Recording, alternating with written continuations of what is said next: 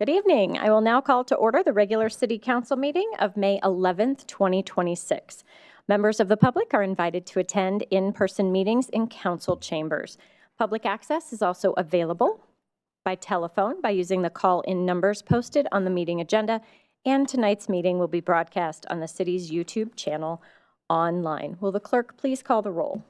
Mayor Leidy. Here. Mayor Pro Tem Luke Manjiro-Massa. Here. Councilmember Burns. Here. Councilmember Severs. Here. Councilmember Kondo. Here. Councilmember Roper. Here. Councilmember Goff. Here. Councilmember Nowicki. Here. Councilmember Leidy. Here. Thank you. Please join me in the Pledge of Allegiance.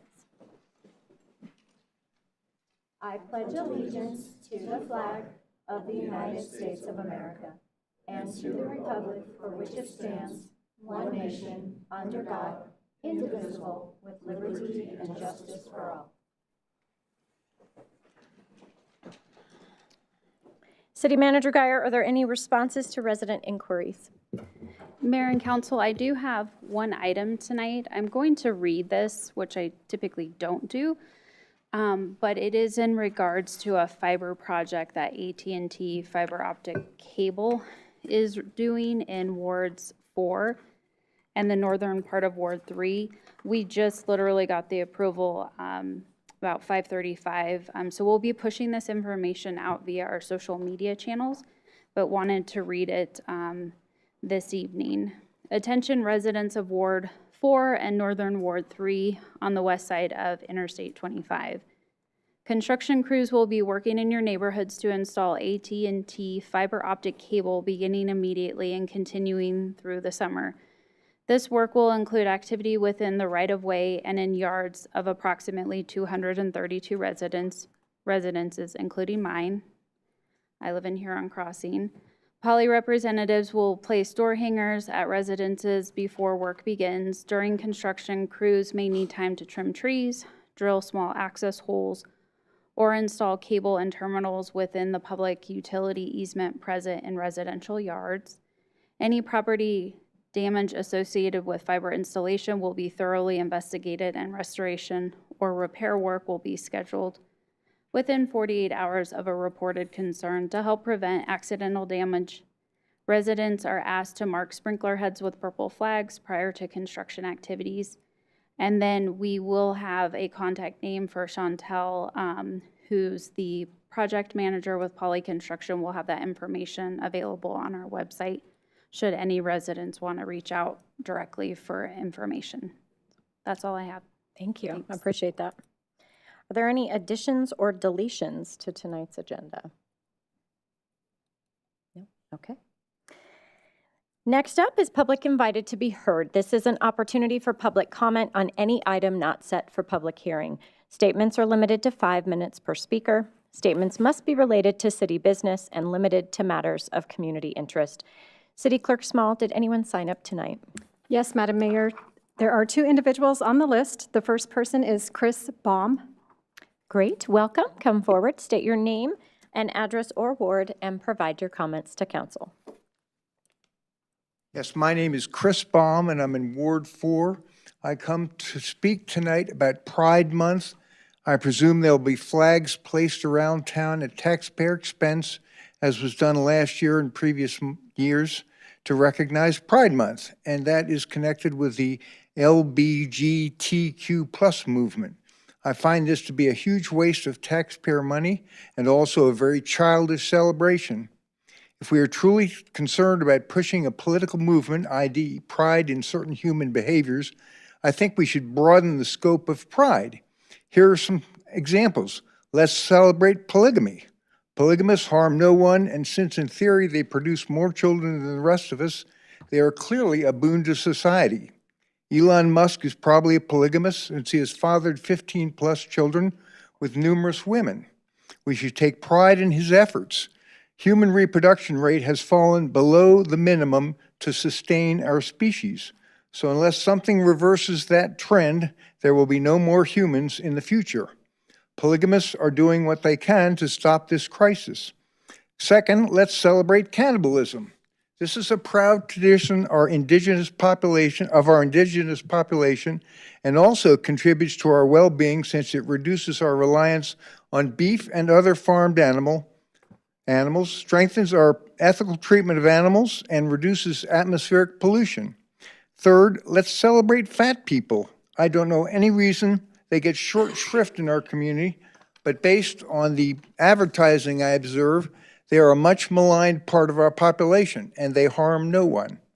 I hope you all realize this is in jest, but it's more than halfway serious. The fact that we celebrate some people's personal behavior, some say there are as many as 11% of us who are homosexual, does not make any sense. Nor does the allegation that homosexuals are discriminated against. The governor is gay. The most influential economist of the 20th century, John Maynard Keynes, was openly gay and bisexual in the early 1900s. Oscar Wilde was alleged to have been gay. The Secretary of the Treasury, arguably one of the most powerful people in the world, is gay. Tim Cook, head of Apple Computers, is gay. Are these people who have been discriminated against? And what business is it to anyone but themselves what their sexual practices are? Further, homosexuality has been linked to HIV, and other diseases, so unlike the other different behaviors we might take pride in, it can be harmful. It also does very little for our clearly existential underpopulation crisis. I urge you not to spend any taxpayer money on pride. Of all the pride subjects I mentioned, I personally find homosexual behavior the most repulsive and disturbing. And I do find the others disturbing as well. Not that any of that matters or should matter to anyone but me. Don't we have better things to concern ourselves with? Thank you very much. The next individual on the list is Tom Lampo. Welcome. Please state your name and address or ward and provide your comments to council.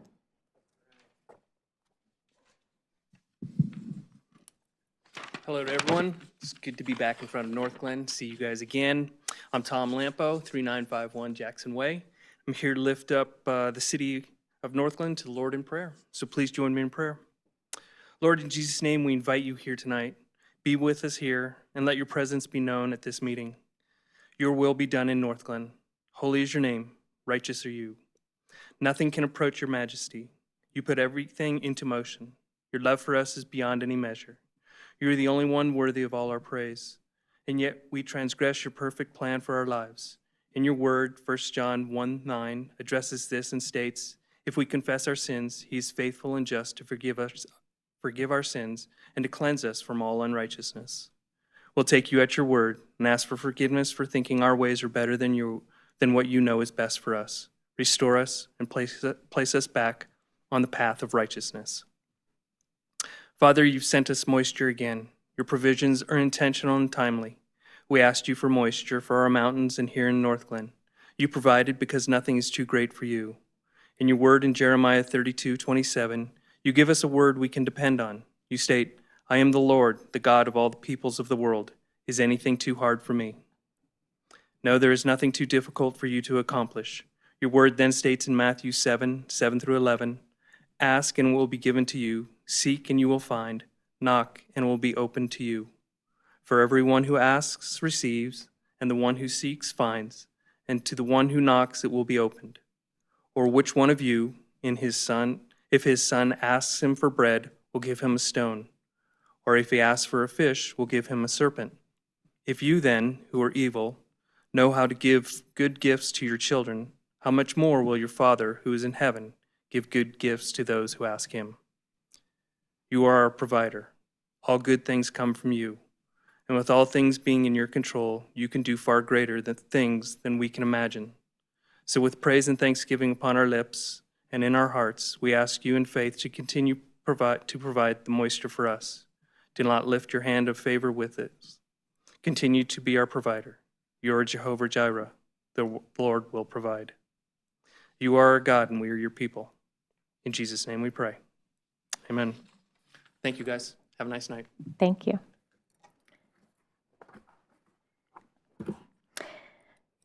I don't see anyone on the phone. Okay. Is there anyone in the audience that did not have a chance to sign up that would like to speak to council at this time?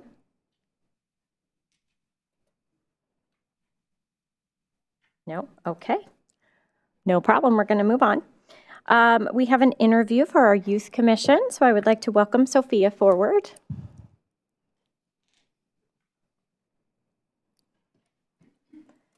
Good evening. So can you please take a minute and introduce yourself and give us a little bit of what motivated you to join our youth commission? Yes, hello. I'm Sophia Paradarin, and I'm approaching the end of freshman year at Prospect Ridge Academy. Some of the extracurriculars I did there were Science Olympiad. I was in mock trial as a timekeeper. I'm also in student council, and I'm in band and NAHS. The reason why I'm interested in joining the youth commission is because I feel like myself as an adolescent, like we usually don't get the opportunity to have an impact on our community. So I'm really excited to be able to connect with my community more and also meet new people, as well as participate and learn more about what the youth commission does overall. Well, thank you. Does council have any questions or comments? Councilmember Kondo? Thank you, Madam Mayor. Thank you for coming forward and volunteering to be on the Youth Commission. I'm just curious, so I was just reading some of your interests, and I think you mentioned Y2K fashion.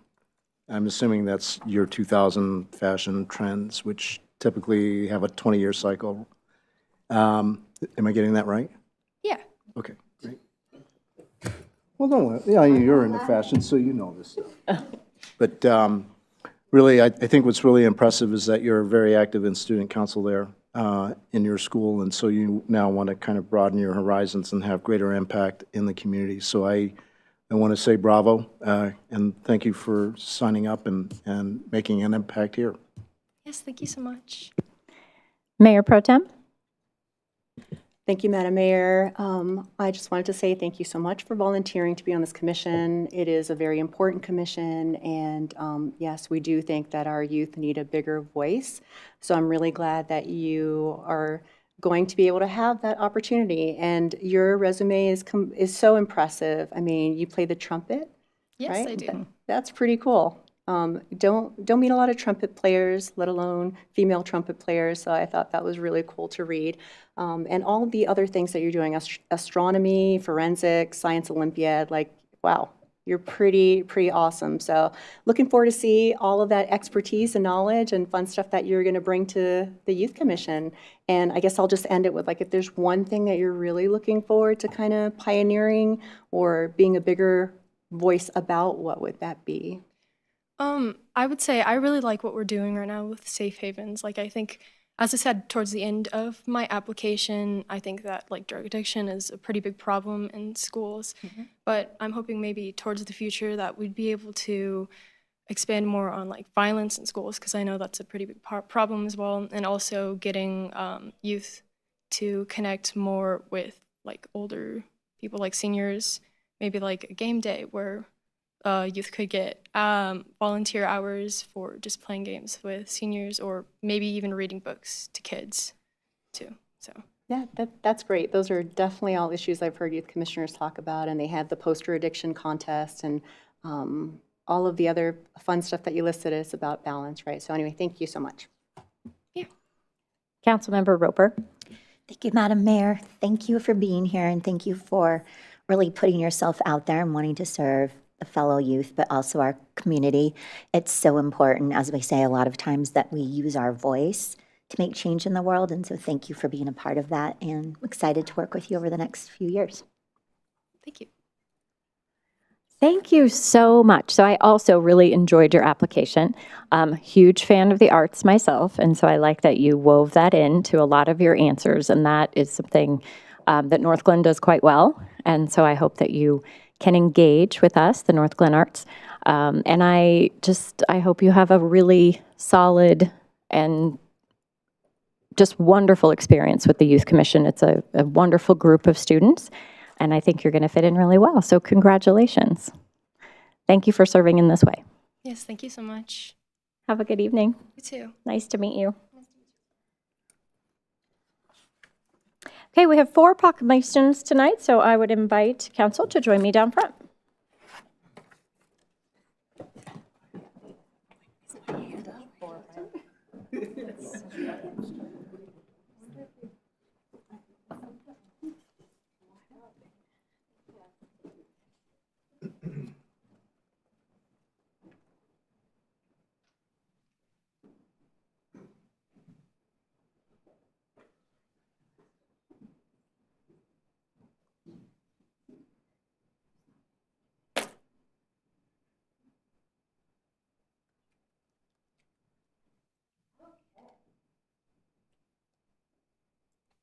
So I would like to invite some DICE members to join us. Our Diversity, Inclusivity, and Social Equity Board members, Ryan Easterling Babin and Sammy Gomez, are going to accept this first proclamation. So come on up.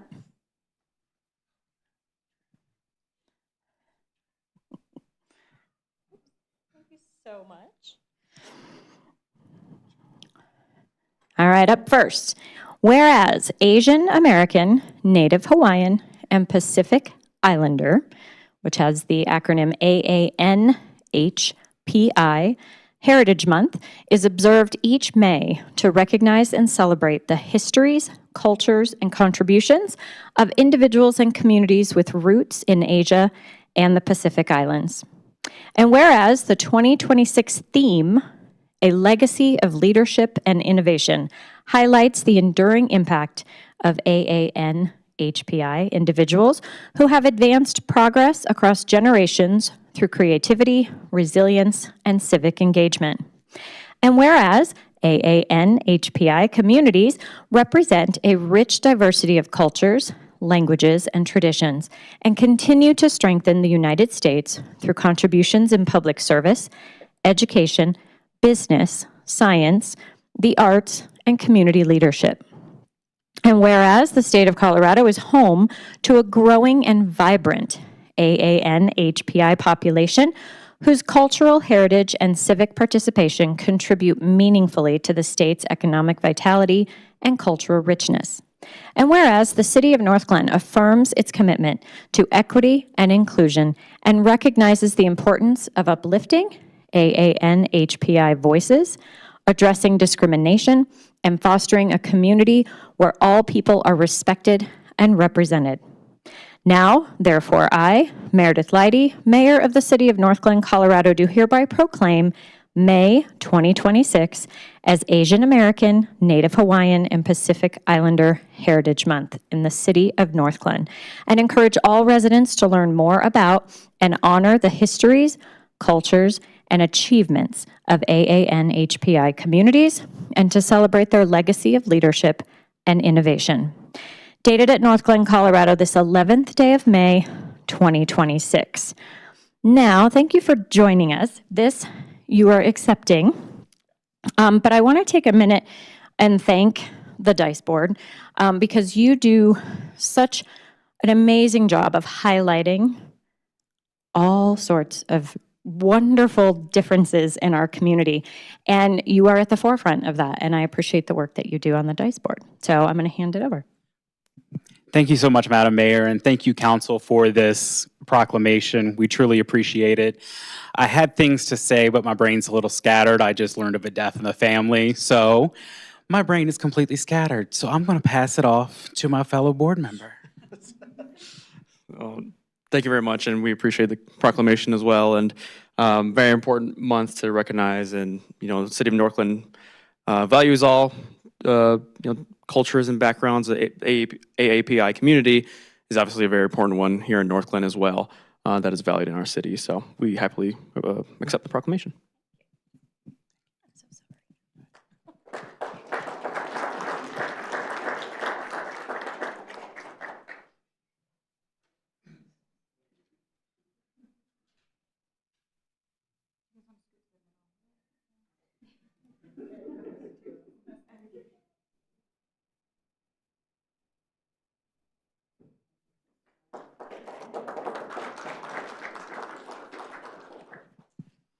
Okay, and I would also like to welcome Vanessa to come on up, another member of our DICE board.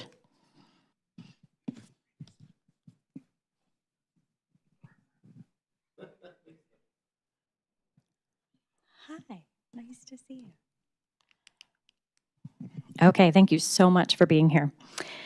Whereas mental health is an essential part of overall health and well-being, affecting how individuals think, feel, and act, and influencing how communities thrive. And whereas the 2026 national theme, More Good Days Together, encourages us all to reflect on what a good day looks like, both for ourselves and for our communities. This insight can be used to connect people to the right support at the right time and shape advocacy, education, and community engagement to make more good days possible for all.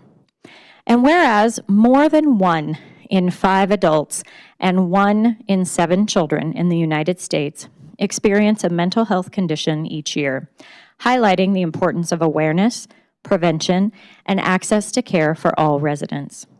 And whereas stigma and misunderstanding surrounding mental health conditions can prevent individuals from seeking help, and community-wide efforts are needed to promote acceptance, compassion, and open dialogue. And whereas public agencies, community organizations, healthcare providers, and residents all play a role in supporting mental wellness, strengthening resilience, and creating environments where all individuals feel valued and supported. And whereas the City of Northglenn is committed to fostering a healthy, inclusive community and encouraging residents to seek support, share resources, and care for one another. Now, therefore, I, Meredith Leidy, Mayor of the City of Northglenn, Colorado, do hereby proclaim May 2026 as Mental Health Awareness Month in the City of Northglenn, and encourage all residents to increase their understanding about mental health, support those in need, and help build a community where mental wellness is a shared priority. Dated at Northglenn, Colorado, this 11th day of May, 2026. So, I know this is also very important to you. Would you like to add a few things? Thank you, Mayor and Council, for this proclamation. As a proud Northglenn resident and as a behavioral health professional, I am continuously encouraged to see the way the City of Northglenn continues to destigmatize mental health and create and make efforts to create a community that is truly accepting of all people. So thank you for this proclamation. Thank you again, Madam Mayor and Council. This is very important to me personally, so I really appreciate this proclamation, and always remember to take care of yourself as well. Well, thank you again, Mayor and Council, and I'll echo those words from my 2 colleagues here. And you know, you can't really take care of your health if you don't take care of your mental health as well. So it's important to always remember that.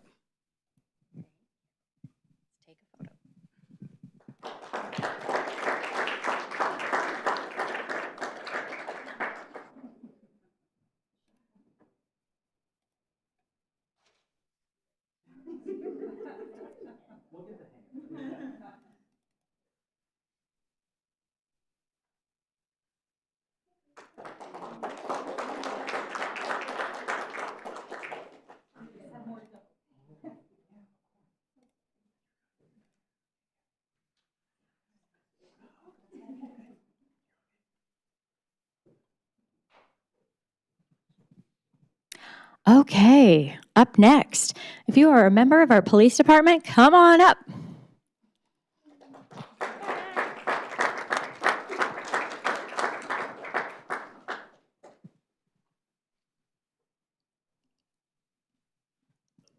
That's everybody. Come on.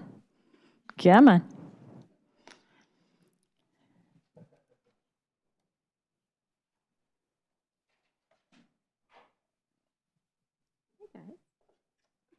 So good to see you. Peace Officers Memorial Day and National Police Week. Whereas in 1962, President John F. Kennedy proclaimed May 15th as Peace Officers Memorial Day, and the week in which it falls as National Police Week, recognizing the service and sacrifice of law enforcement officers across the country. And whereas the members of the Northglenn Police Department uphold high standards of professionalism and integrity while working to protect life, preserve property, and support a safe community for all.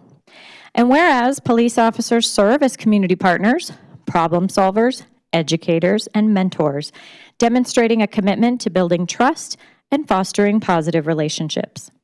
And whereas law enforcement work carries significant responsibility and exposure to traumatic and high-stress situations, underscoring the importance of supporting the health and well-being of those who serve.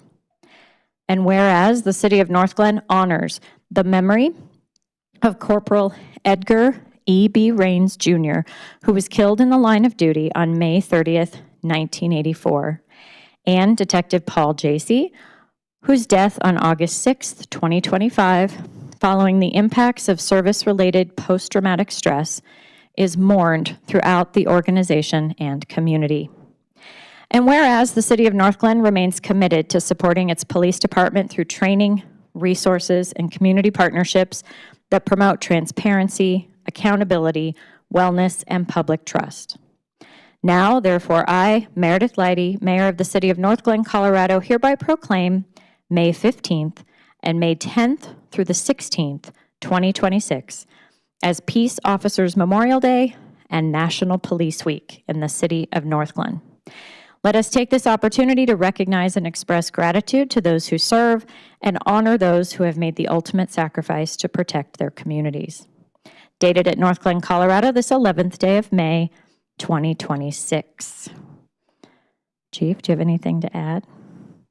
I was just seeing that you passed the mic out. Just giving them the opportunity. How are you? Hi, nice to see you. Yes, Mayor, Council, thank you so much for this proclamation. I guess this year for me, as a chief, it probably has the most impact with the loss of Detective Jacey last year.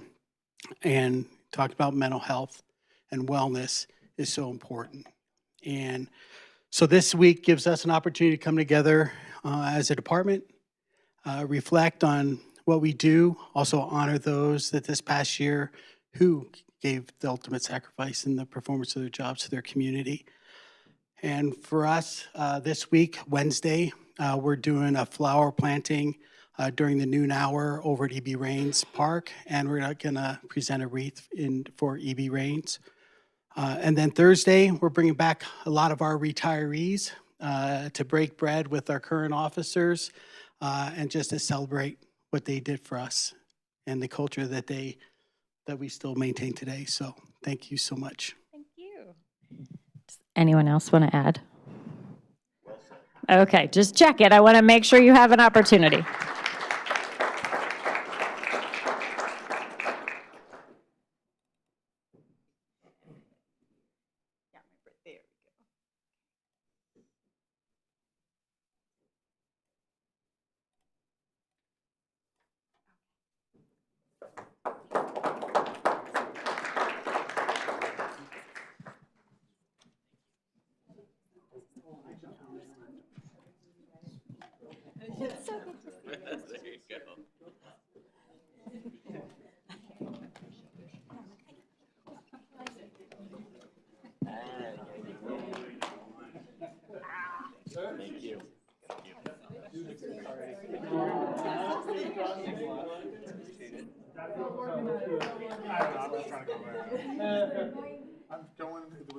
You made it through. I'll shake your hand. Yeah.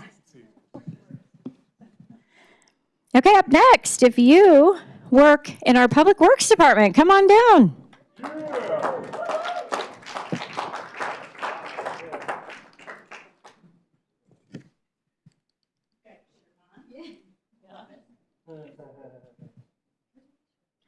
Woo, we need to talk about these fancy shoes for just a minute. Like, I think we need to just pause. I think everyone, if we can get the camera to zoom in, because those are some amazing shoes.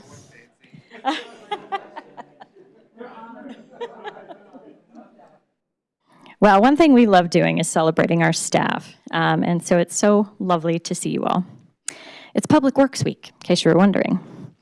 Whereas public works professionals provide infrastructure, facilities, and services that are essential to the health, safety, resilience, high quality of life, and well-being of the Northglenn community. And whereas 2026 marks the 66th annual National Public Works Week sponsored by the American Public Works Association under the theme Rooted in Service, Powered by Community.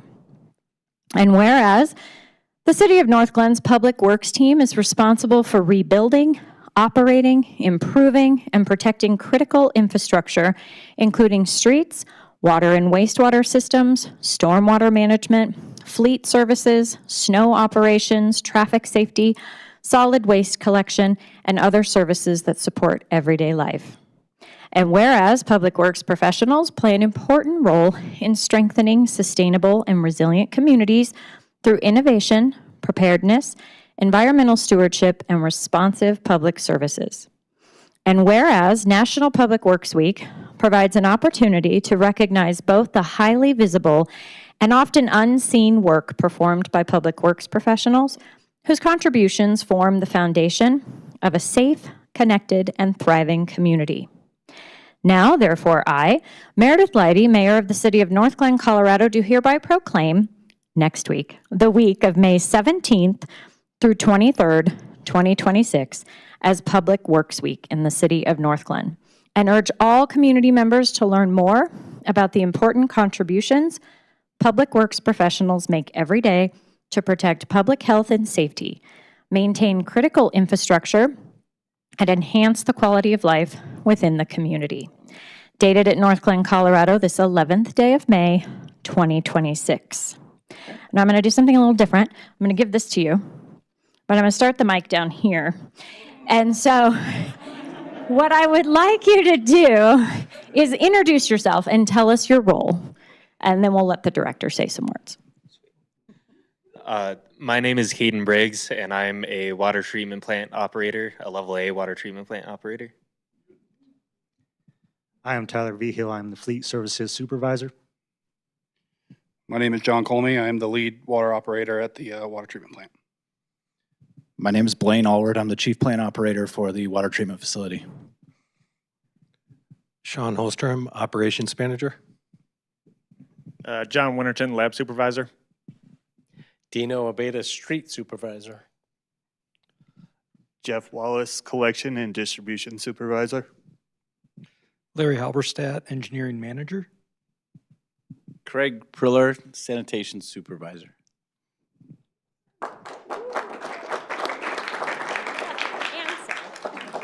Sarah Borgers. These are the important guys here, and I'm just honored to get to stand up here with them. And thank you, Mayor and City Council, for giving us this opportunity.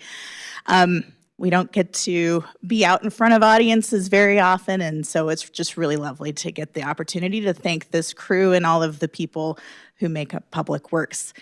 Along with Public Works Week, I will also say next Thursday we have our open house at the water treatment plant.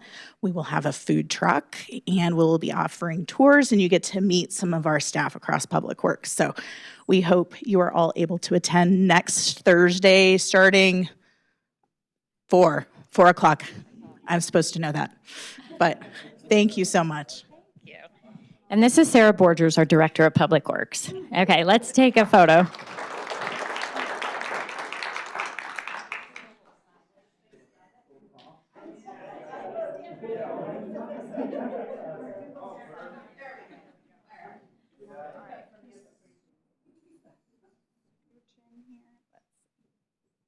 Scooch a little closer to him. Pretend like you're friends. There you go. That is, yeah. Thank you. Okay. There's a lot of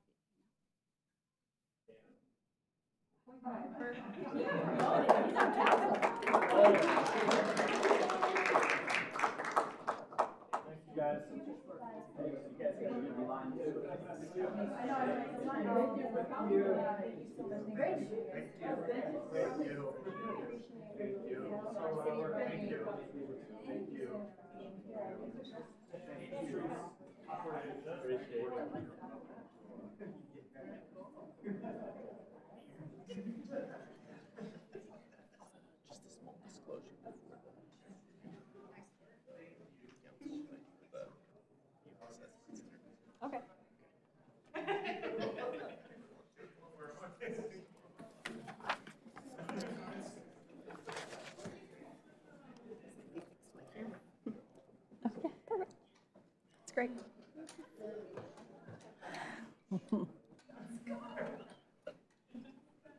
So fun. Okay. Up next, we have a presentation, Youth Link Resource and Assessment Center. But before we welcome up our guests, Councilmember Nowicki has something to add. Thank you, Madam Mayor. Just quick disclosure before I engage on this item. I recently started a job with the Adams County Health Department as a behavioral health strategist. Adams County Health Department has a board seat on YouthLink. I'm not personally involved with YouthLink through my work, but given the overlap, I do want this on the record. Thank you. Congratulations on the new job. I didn't know. That's great. That sounds great. Okay, well, I would like to welcome up YouthLink Executive Director Scott O'Harris and Executive Director Becky Hoffman. Are you both here? Okay, that's fantastic. Welcome. They are both here, Mayor. Thank you. I'm neither of them. My name is Terrence Gordon, and I'm the board chair of YouthLink. Oh, great. Brief introduction, then I'll get into it. I am retired chief of police from Thornton Police Department. Happily retired chief of police from Thornton Police Department. I did most of my policing, 25 years, somewhere else. I retired from Thornton with about 30 years in. I'm also the former chair of the Judicial District's Juvenile Justice Subcommittee. I'm here tonight in my role as chair of the YouthLink Board of Directors. So again, thank you, Mayor, Mayor Pro Tem, City Manager, council members, and members of the public for having us. Mainly, what I'd like to say to the city of Northglenn is thank you. Thank you so much for your early commitment, because it matters. Way back when we had the Youth Summit, Northglenn was well represented. And I thank you all, because before this project even had a name, before we had a center or location, before we even had a board, I was still chief of police, and I was ranting about the lack of services in Adams County and the 17th Judicial District. Northglenn stepped up as a partner and a contributor. And I can't tell you how important that is to us.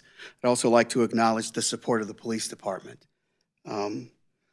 Allowing a deputy chief to serve on the board, having practitioners, people actually doing the work involved, helps us to continue to ground the work in the practical needs of public safety, the practical needs of the schools and the families that we serve.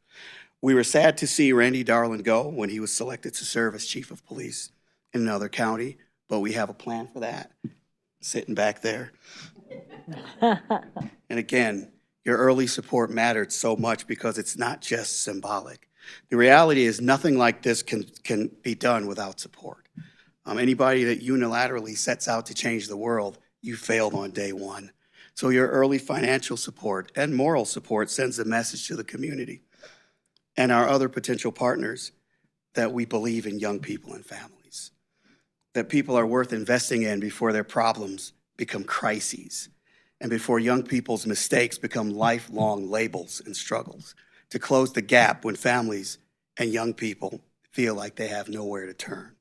So thank you, thank you, thank you. While the purpose of YouthLink sounds straightforward, it's extremely complex, it's deeply important to connect youth and families through assessment to support and resources at the right time for the best possible outcomes. We are not a part of the criminal justice system.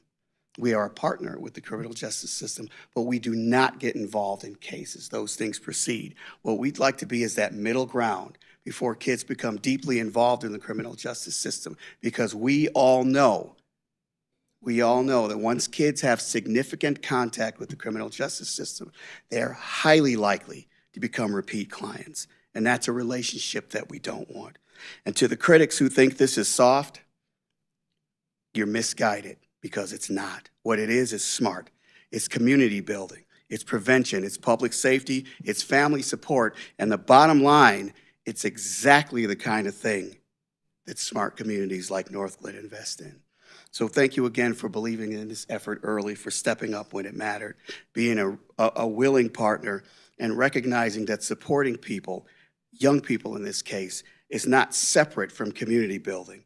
It's the foundation of a strong community. Thank you very much. I'd like to introduce I'm sorry, Mayor. Were you No, gonna say no, go something? ahead.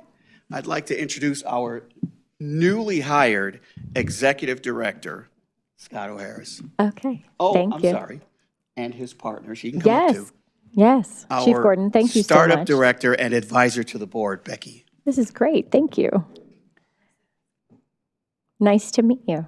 What he said. What he said, yeah. No, very nice to meet you guys as well.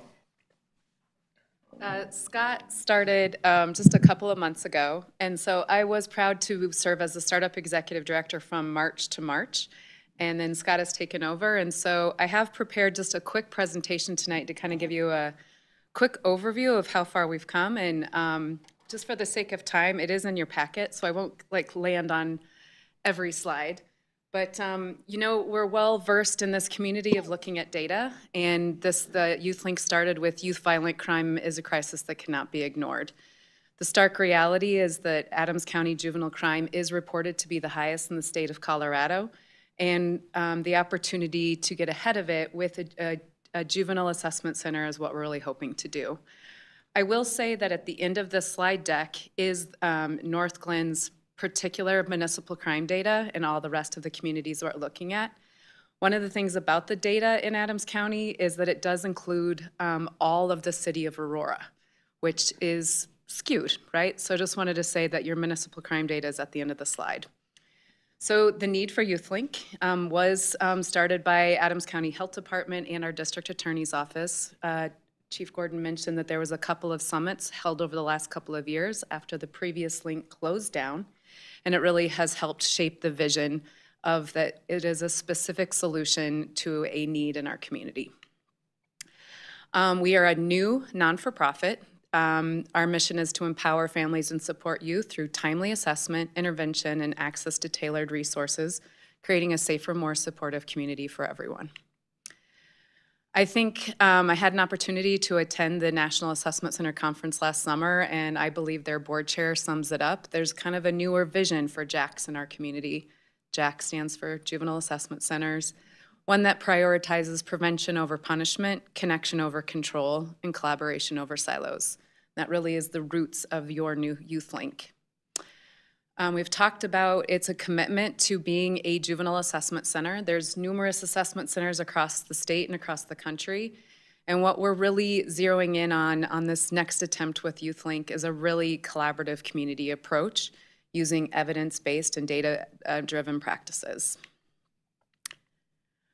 I'm not going to go fully in depth into this slide, but when we think about the juvenile justice system, you can probably appreciate that it's sort of complicated. And when we put this process map together, really what we're looking at is that young people come into contact with law enforcement for lots of reasons. We're also zeroing in on runaways, traffic, beyond control of parents. It's not just the kiddos that are being arrested. Then our participating law enforcement agencies, there are 7 of you, came together and signed the IGA. I will say that Northglenn, you signed the IGA in February of 2025, and that was 6 months before anyone else. So thank you very much.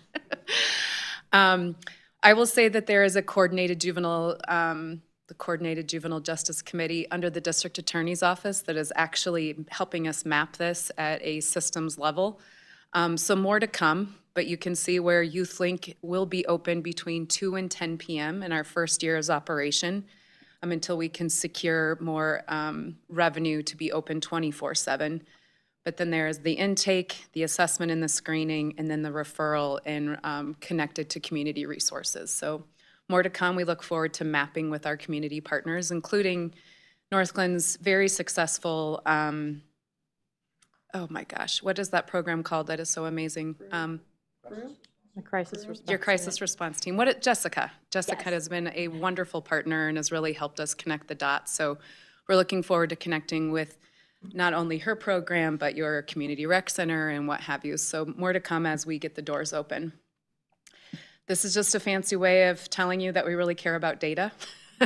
We'll be looking at outputs and then short and long-term, short, medium, and long-term impact.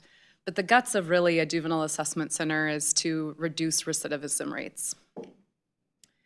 So our milestones to opening, it's actually taken a minute, as you can appreciate. We've had a couple of summits, but back in 2023, the former link closed. In 2024, the non-for-profit received its 501c3 status. I was hired in March to really wake up thinking about getting the doors open, and we adopted a strategic plan and a budget last year. And just knowing that this is truly committed to being a community-owned initiative, we're proud to say that we've secured a facilities host with School District 27J. And again, kudos to Northglenn. The model that we followed was the very successful Ralston House model. And the fact that you have stepped up to be the facilities host really sent a strong message to our community that this too can be done in another non-for-profit. The next milestone was to secure the city of Brighton as our fiscal agent. One of the most tricky things about running a JAC is staffing them. And so we're really proud of being one of the few JACs in the state. They're going to be able to offer government level benefits to the new team, and hopefully they'll be able to stay. We're finalizing the IGAs. We understand Commerce City have gotten approval to sign it on April 20th, and then they'll go to the county commissioners, and hopefully we'll have all 7 signatures. It's taken a minute. Then hiring the permanent staff. We'll be making an offer to the number 2 very soon, and then the rest of the staff will be joining. I think, are the positions posted? Yes, the positions are all posted right On our now. new So if website? there's anybody that wants to come work for Youth Link, let me know. And then finalizing partnerships with the Youth Homeless Shelter and Adams County Human Services. One of the bummers about one of the milestones of opening is that we do need to have access to a youth homeless shelter because we don't have the funding to be open 24/7. At this time, the Empowerment Center with Community Reach Center is only licensed for referrals to human services. So we're proud of the fact that we have made a partnership with Urban Peak down in Denver. So how Youth Link differs, no more silos, commitment to authentic family engagement, measured impact, but I think the thing that our partners are really looking forward to is this idea of follow up and follow through. We're working on data sharing agreements with our school districts and not cities, because you've already signed the IGA, but really we want to make sure that if a kiddo comes through our doors, we're able to make sure that their community impact is followed through. Stakeholder benefit, we're really taking a home school community model. And again, Northglenn, thank you for modeling that to us. Our founding board of directors, we're proud to have representations from Adams 12, School District 27J, City of Thornton, Terrence Gordon, somebody from the, Kimberly from the 17th Judicial District, Health Department, Sheriff's Office, Child Welfare, and the City of Brighton. We would like to acknowledge that Randy Darlin was a founding board member before he left us. But he was very instrumental in establishing our vision and our first strategic plan. It's the founding IGA members.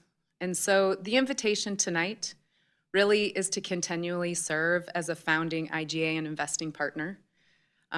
Participate in our orientation, onboarding events and meetings. Your law enforcement was very well represented in our kickoff meeting a couple of months ago. And just follow our progress and community outcomes via our newsletter and visit youthlinkco.org for more information. The last thing I would like to say is that your city manager said, "Are you going to ask for more money?" I said, "No, not at this time." And we're really proud of the fact that the former Link, when they closed doors, they provided the carryover as an investment to Youth Link. That is going to provide about 2 years worth of operating expenses, which you've already paid for.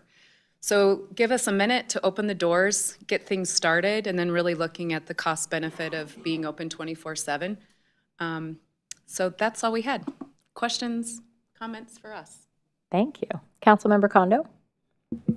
Thank you, Madam Mayor. Thank you for serving as interim CEO. I'm kind of a systems thinker, so I wonder if we can just go back to the systems map. It's my favorite slide. Hold on, I'm going the Great. wrong way. That's my favorite slide, too. Yep, sorry, got you. So, I get the whole program there towards the top line. I was just kind of curious when you kind of fall down to right about at the first third, you go down to the second breakout or the third crisis support. Yep. You end up eventually going to a dashed line, and then it points to nothing, white space. I'm just kind of curious what happens to a person, a youth that kind of ends up at that point. It's a great question. We've done a lot of intervention mapping to really get to this spot, and so really ... means more to come. But my understanding at this time, because we don't have a functioning JAC, is law enforcement really has two options. If it's a district-level offense, then it goes to the Department of Youth Corrections. Abby Williams oversees that. Your former link used to be co-located with the Department of Youth Corrections and the link. Unfortunately, that contract has been split for now. But right now, law enforcement really, if a young person is in crisis, they are taking them to our medical and behavioral health clinics. And Scott's job will be to really start building great relationships with our our hospitals and our behavioral health, because we do anticipate taking intake from them soon. Does that answer your question? Yes. Okay. Yep. So it's like to be determined, To be more work determined. to be done there. Okay, And thank then you. not to get in the total weeds, but if they go to the Department of Youth Corrections and they're not screened or detained, then that's also an appropriate referral to YouthLink at this time. Gotcha. One other follow-up. We have West Pines Health, the mental or Yes. behavioral hospital, now open. How does that fit into this?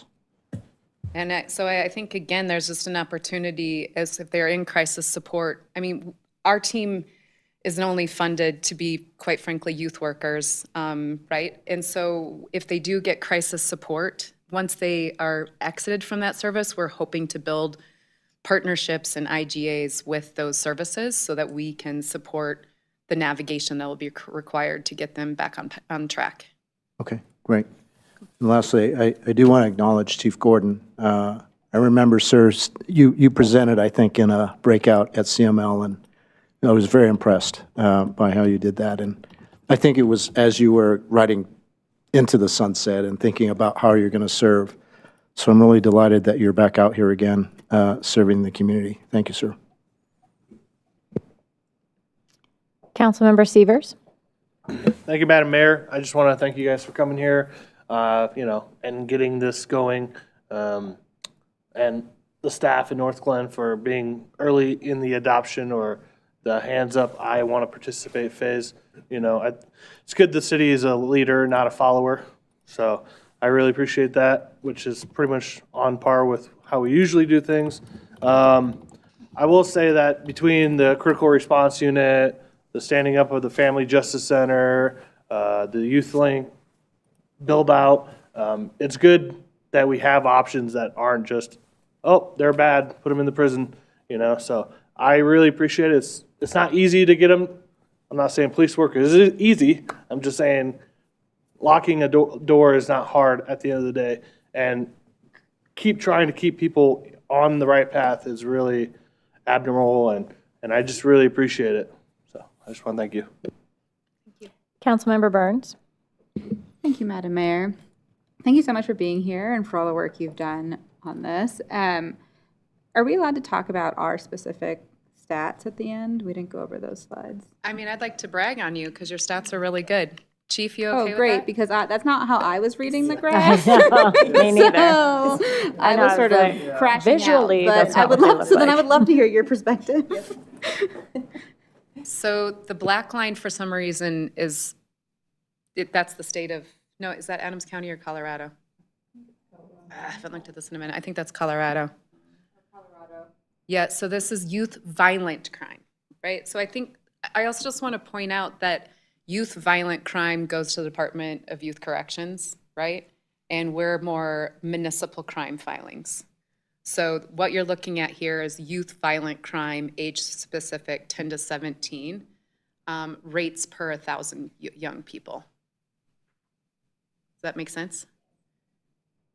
So it's not as, here's the comparison from Colorado to each city for the last 14 years. So I guess what I'm saying is your violent crime is going down now. That's the trend. Yeah, that is the trend. It looks like Yes. that is the trend. statewide, and for most of our fellow municipalities, say maybe Brighton and Fayette Heights. But I guess like ours is so, like, you look at like Thornton, Westy, they're pretty on trend with the rest of the state, and we are all over the place, which I think is like a statistical difference. And so is there any just like insight into any of that, or like, when it looks like our giant downfall is crew, is that correlating? Yeah. Coming out of COVID too. Coming out of COVID. Yeah. There's a lot of peaks and valleys. Right, and just, just looking at the last 4 to 5 years or 3 years, right? There's a decrease. Yeah. Yeah. Which I love. I think that's delightful. It's just that we seem to have hit a very high compared to everybody else. And so I'm just sort of thinking out loud, looking for any insights from anybody. As to Chief Walker. Yeah, Chief may have some insight. Sorry, Chief. It's all right. Darn old Becky, focused on data. So 24 was a bad year. I think that, that 23, 24, especially with the violent crimes, we had several shootings and some of the things that occurred. If you remember, I was in the news quite a bit where people would be, posting on social media, having parties, and then they were pulling people from Aurora and Lakewood and everything else into these parties, and then they turned violent. That we had gunfire and everything else. So, without really digging into that, but that's what comes to mind. I remember that was a pretty tough year that we had, kind of like a year of violence. So. And so it is the years on the bottom.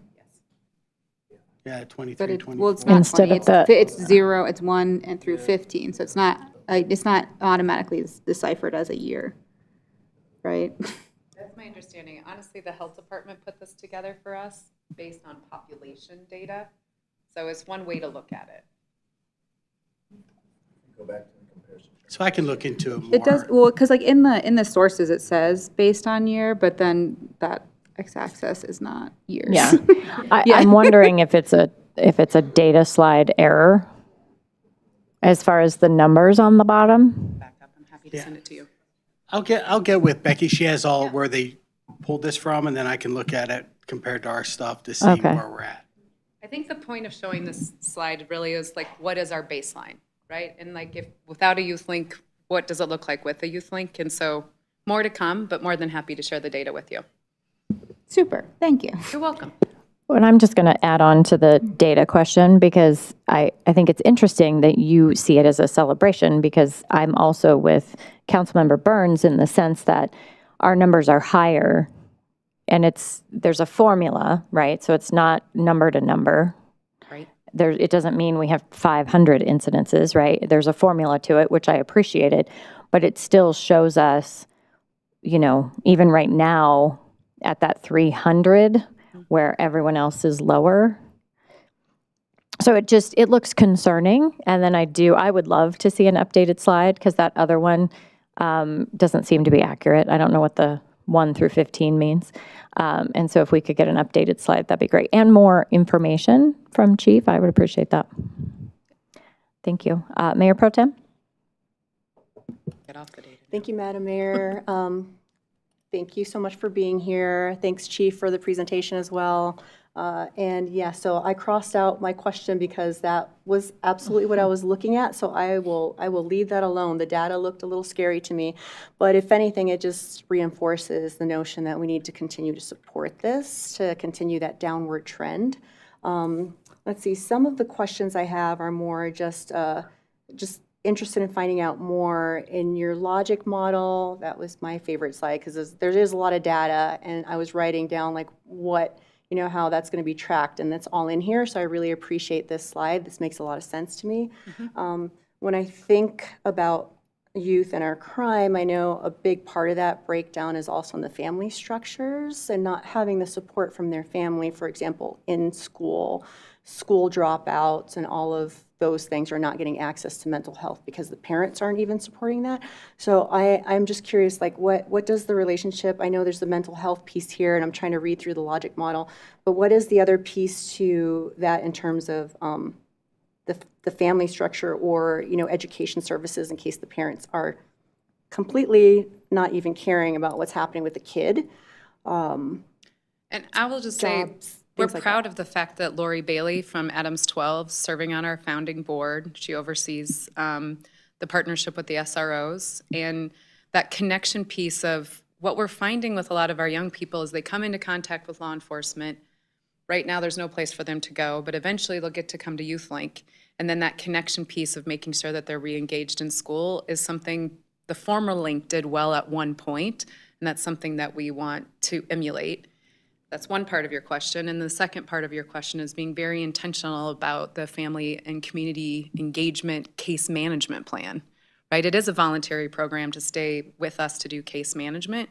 But what we're finding from some of our peers across the state and the nation is that they've really zeroed in on bringing in their caring adults. And sometimes it's not a family member, but really looking at that assessment piece and taking I call it a pro-social pro-social approach of who are the caring adults in their family and how can we build off of that. Does that answer your question? Yeah, it does. And I know you all have that figured out, but I was just curious because I see it a lot. I hear it even in some of the things that have happened in our city. Youth that are out until hours of the night that they shouldn't be in the skate park doing things they shouldn't be, for example, is clearly lack of parenting. But so I'm so appreciative of that, and it reinforces. I'm so proud that we are in the 17th because with the Family Justice Center being stood up and the work that Ralston House has done, as you mentioned, I assume you'd probably be working with CASA as well in all of this and all the things and Ralston House. We're really on a good trend. So thank you for this and look forward to hearing more as we go along. Hopefully we'll have another summit with all the electeds. That would be great. And if I may just add a little bit to your question, I really do see YouthLink as sort of a portal/index for kids when they come in to be able to kind of direct them in the right way to our supporting partners, right? Like we're not going to be a one-stop shop for all the kids' problems, right? We need to address those initial needs when they come in to try to break that trend. But we're really going to lean on our supporting partners to be able to provide some of that service. And from our conversations with the schools, they really just want information. They wanted to have that data to say, hey, we had this child in here earlier last night. They're going to be coming to school today, so we can have a lot of crossover and intervention with the schools. I think that's going to make a huge difference in our follow-up, our follow-through, and then that connection with the families. Yeah, this is great. Thank you for all the effort and congratulations on your executive director role. Thank you, Madam Mayor. Thank you so much for being here. This is a great presentation. We look forward to hearing more from you. Thank you for your foundational work and welcome aboard. As an educator, I 100% support the idea of a JAC and the link. And it's such a valuable resource for families too. And also schools. And so I love the partnership model. The whole thing is beautiful. One thing I would add, because I'm kind of in the mind of our city manager, is money, right? The sooner we can have that information, the better, because we know services like this are not free. And it is a valuable resource to our community. So we know that there will be an ask at some point, and we just need a heads up as soon as we can so that we can plan. That would be all I would ask. So thank you so much. Nice to meet you. Please follow Nice us to on see you. LinkedIn. Thank All you. socials. Yeah, thank you so much. Thank you so much. Okay, we're going to move to communications. I will start with Councilmember Burns. Thank you, Madam Mayor. I just want to start off with saying thank you to staff who we got to celebrate so much this evening, which is always fun and wonderful. So thank you for everything that they do. Happy belated Mother's Day to everybody. I just would like to plug again that childcare is infrastructure, and things moms really want for Mother's Day are like universal paid leave and affordable childcare, and flowers are fine, but maternity leave is not a vacation. So I had a young municipal leagues board meeting for NLC where the city of Newport News, Virginia presented on some like innovating tourism ideas, which I thought were very interesting about, they are basically essentially launching like, it's like an innovation summit run by some like Pharrell and some folks. That's interesting. And we mostly just talked about how to create a space for young leaders to get involved and like share ideas. I think we talked about this last week, but thank you to staff too for the time capsule. That was a vibe last week. And that's why we stayed, we were a little late starting, but that was super fun and everything like that. And I would just like to say that, you know, I think we've really highlighted in the first hour of this meeting just how much we care about our community here in Northglenn and all of, including everyone here in Northglenn. And I think pride is part of that. And I think it's really important to highlight that, you know, same-sex marriage was not legal until 2015. And there are people currently losing rights, like their driver's licenses in other states. And so I think it is really still important to highlight pride, especially if someone took the time to come out and speak against it, further highlights the more we need to celebrate and uplift it. Thank you. Thank you. Councilmember Leidy. Well, thank you so much. And thank you, Councilmember Burns, for just leaving me off with such a great thing. I just first want to say that we cannot compare cannibalism to same-sex marriage. I would just like that to be on the record. That is not appropriate. Anyways, on a different note, on a happier note, this weekend there is a really awesome event going on in Ward 1. It's at the Stonehawker Farmhouse. It's called the Native Plant Giveaway. I've attended a few times. It is so fun. The community, the whole organization is amazing. But from 10 a.m. to 1 p.m. you can come get native plants for the community. So you get a free plant and you get to meet your neighbors. Why not? If you do, you can donate. That is optional. But if you do, you will get a free coffee voucher for the Dirt Coffee Bar truck that is coming. So a really fun event, a great way to support the pollinators in your community, meet neighbors, and just hang out in Ward 1. So come out. Yeah, that's all I have. Thank you. Councilmember Nowicki. Thank you, Madam Mayor. First of all, I want to say thank you to all the proclamation recipients. It's great to have such wonderful proclamations, and I thank everybody for their hard work. I also want to say thank you to the Public Works team for cleaning up after the storm.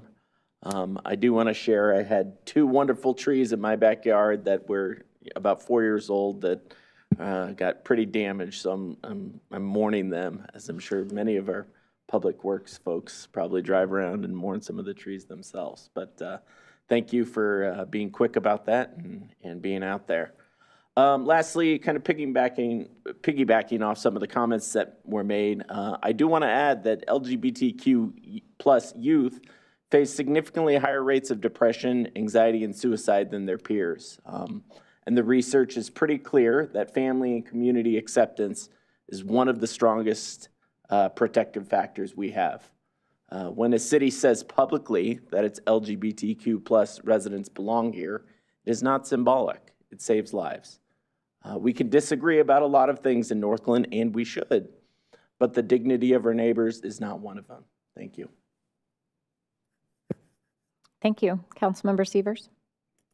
Thank you, Madam Mayor, and well said, Councilmember Burns, Councilmember Nowicki, and Leidy. I appreciate it. On Tuesday, the 28th, April 28th, myself and Councilmember Roper toured the city water treatment plant with Director Sarah Borgers, Jason Hensel, and Blaine Albert. It was really great to see, you know, how the sausage is made or the water is treated, for lack of better words. And, you know, there's a lot of old stuff that, you know, will be updated in the next 10 years. So it's important to understand before we go into a budget season and start looking at 5-year plans, like what is the trajectory. And I would just like to once again promote the Public Works Open House on Thursday, May 21st, 4 p.m. to 7 p.m. at the Northwest Open Space, right there. I just think it'd be worth it. Like they said, they have a food truck, and in general, it's just good to get to know the people that treat the water that you drink and bathe in, work on the roads, work on the trash and collection. So it's all valuable work, and I appreciate it. On Saturday, May 2nd, I attended both ribbon cuttings for 2 businesses opening in Northglenn with Councilmember Kondo and the economic team. I was at the R&O Insurance at 1215 Washington Street, Suite A6. Obviously, insurance, all kinds of insurance. So if you're in needs, take a look at them.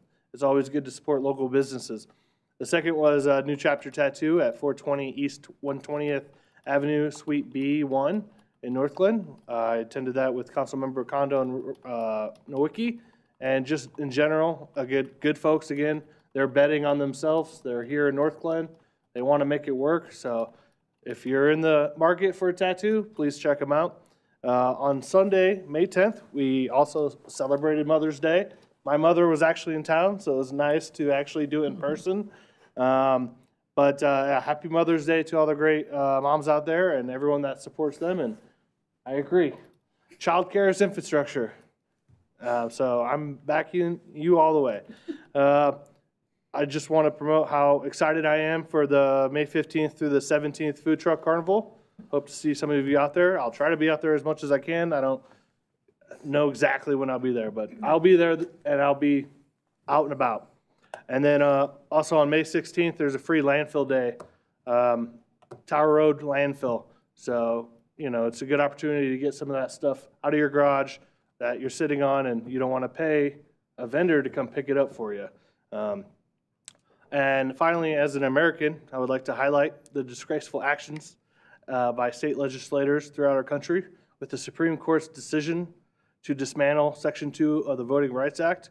Gerrymandering across the country has hit a fever pitch in America.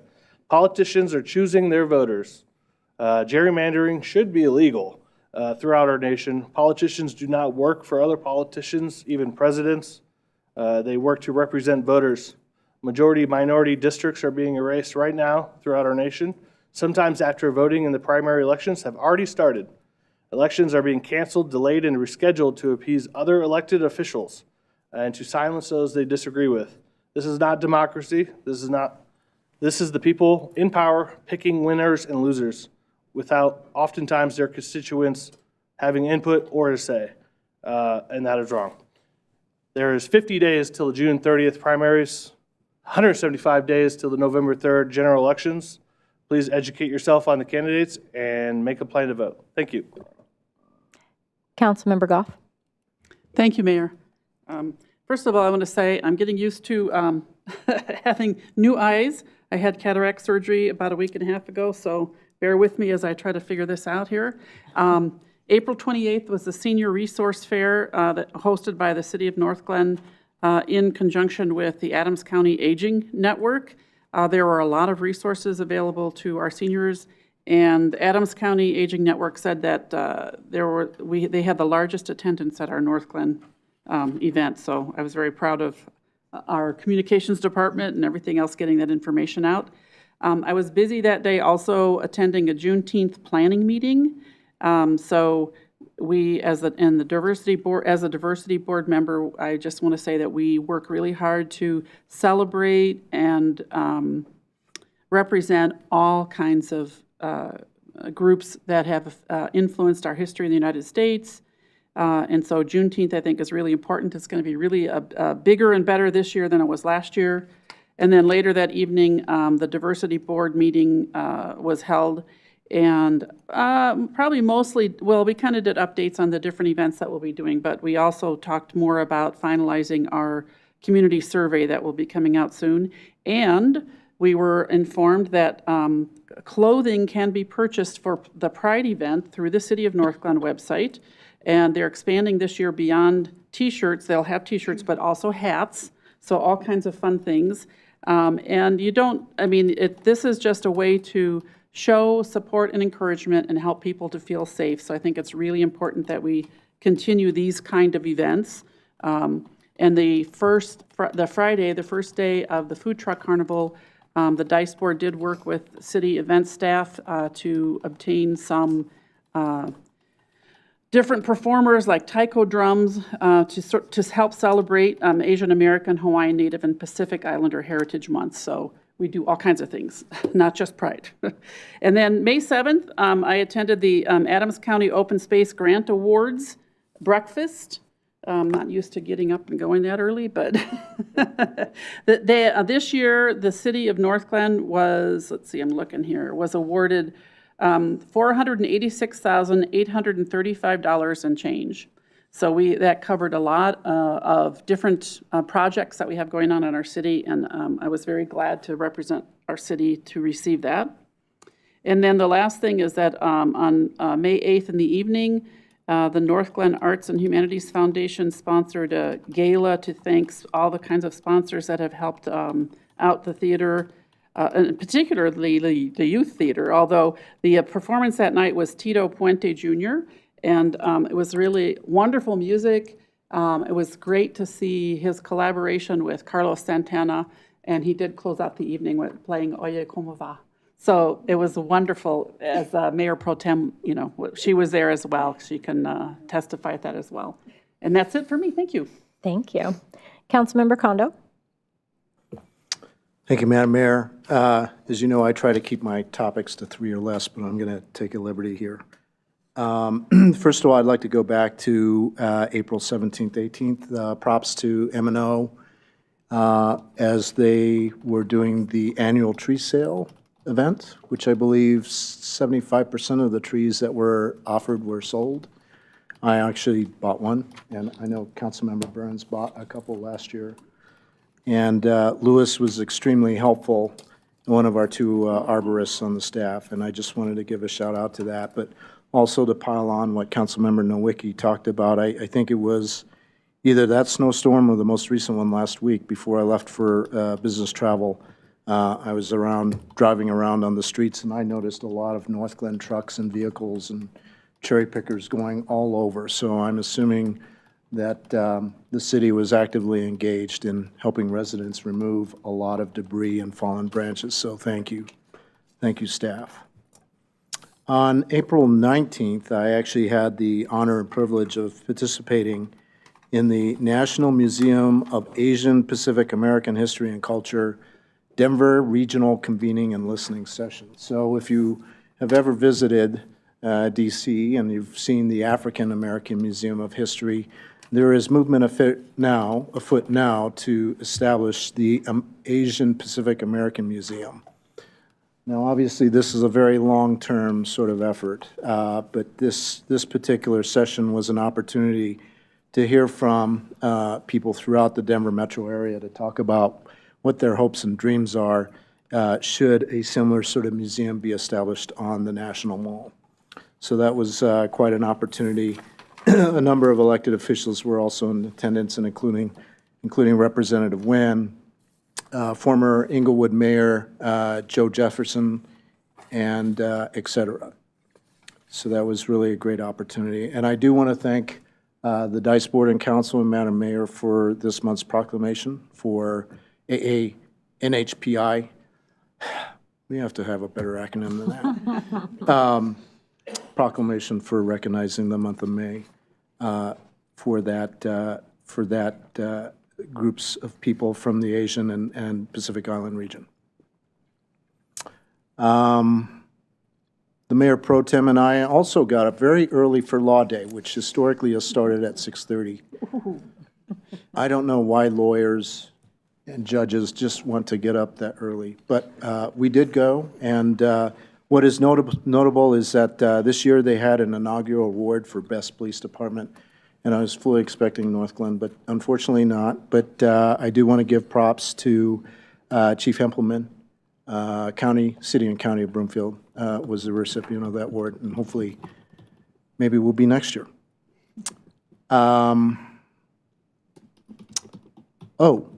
Also the day prior to that, the Mayor Pro Tem and I, we toured the North Metro Fire Rescue District, and that was, yeah, we did. Anyway, we ran around all over. And that was widely attended. I know not a lot of you all had commitments and could not attend, but there were, I would say, at least three-quarters of the Broomfield Council that went around. And that was really a great opportunity to showcase what North Metro Fire really does. And for those of you on council who have not gone on a ride-along, there is always an open invitation for you to go at any time that is convenient for you all. So please consider that. And lastly, I just returned this past weekend from a Dr. Cog organized peer study trip, which was to Puget Sound area to study the Puget Sound Regional Council. I'm not going to go too much more in depth in that, but one of our stops was the Pike Street Market, the famous marketplace where they threw salmon.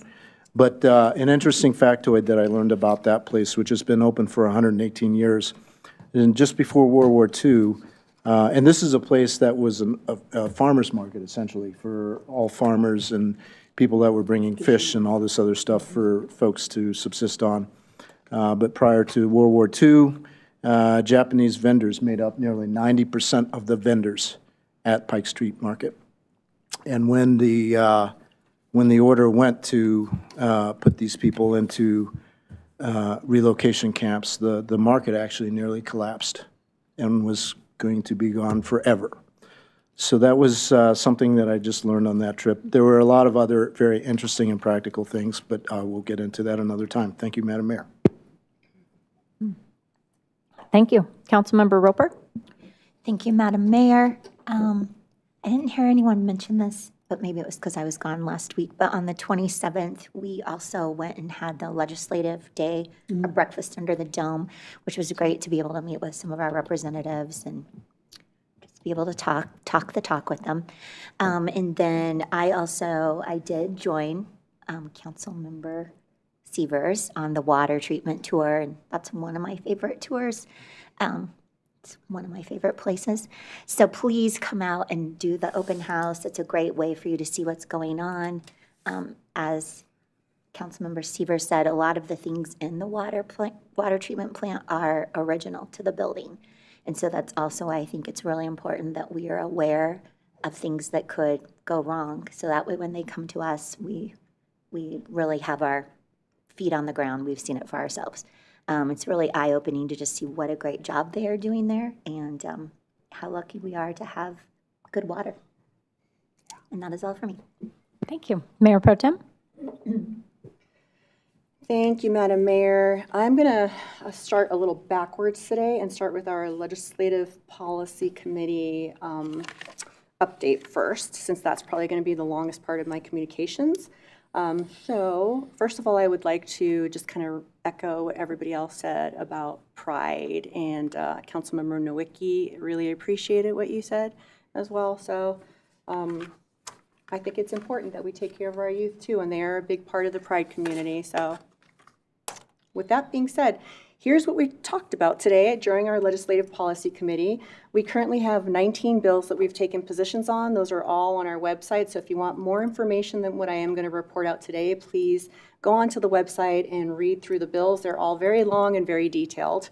There's only 48 hours-ish until the end of the session, and they are churning bills through as fast as you can churn them through, so it is really hard to keep up right now, but we are doing our best, and we'll update everything we can on the website.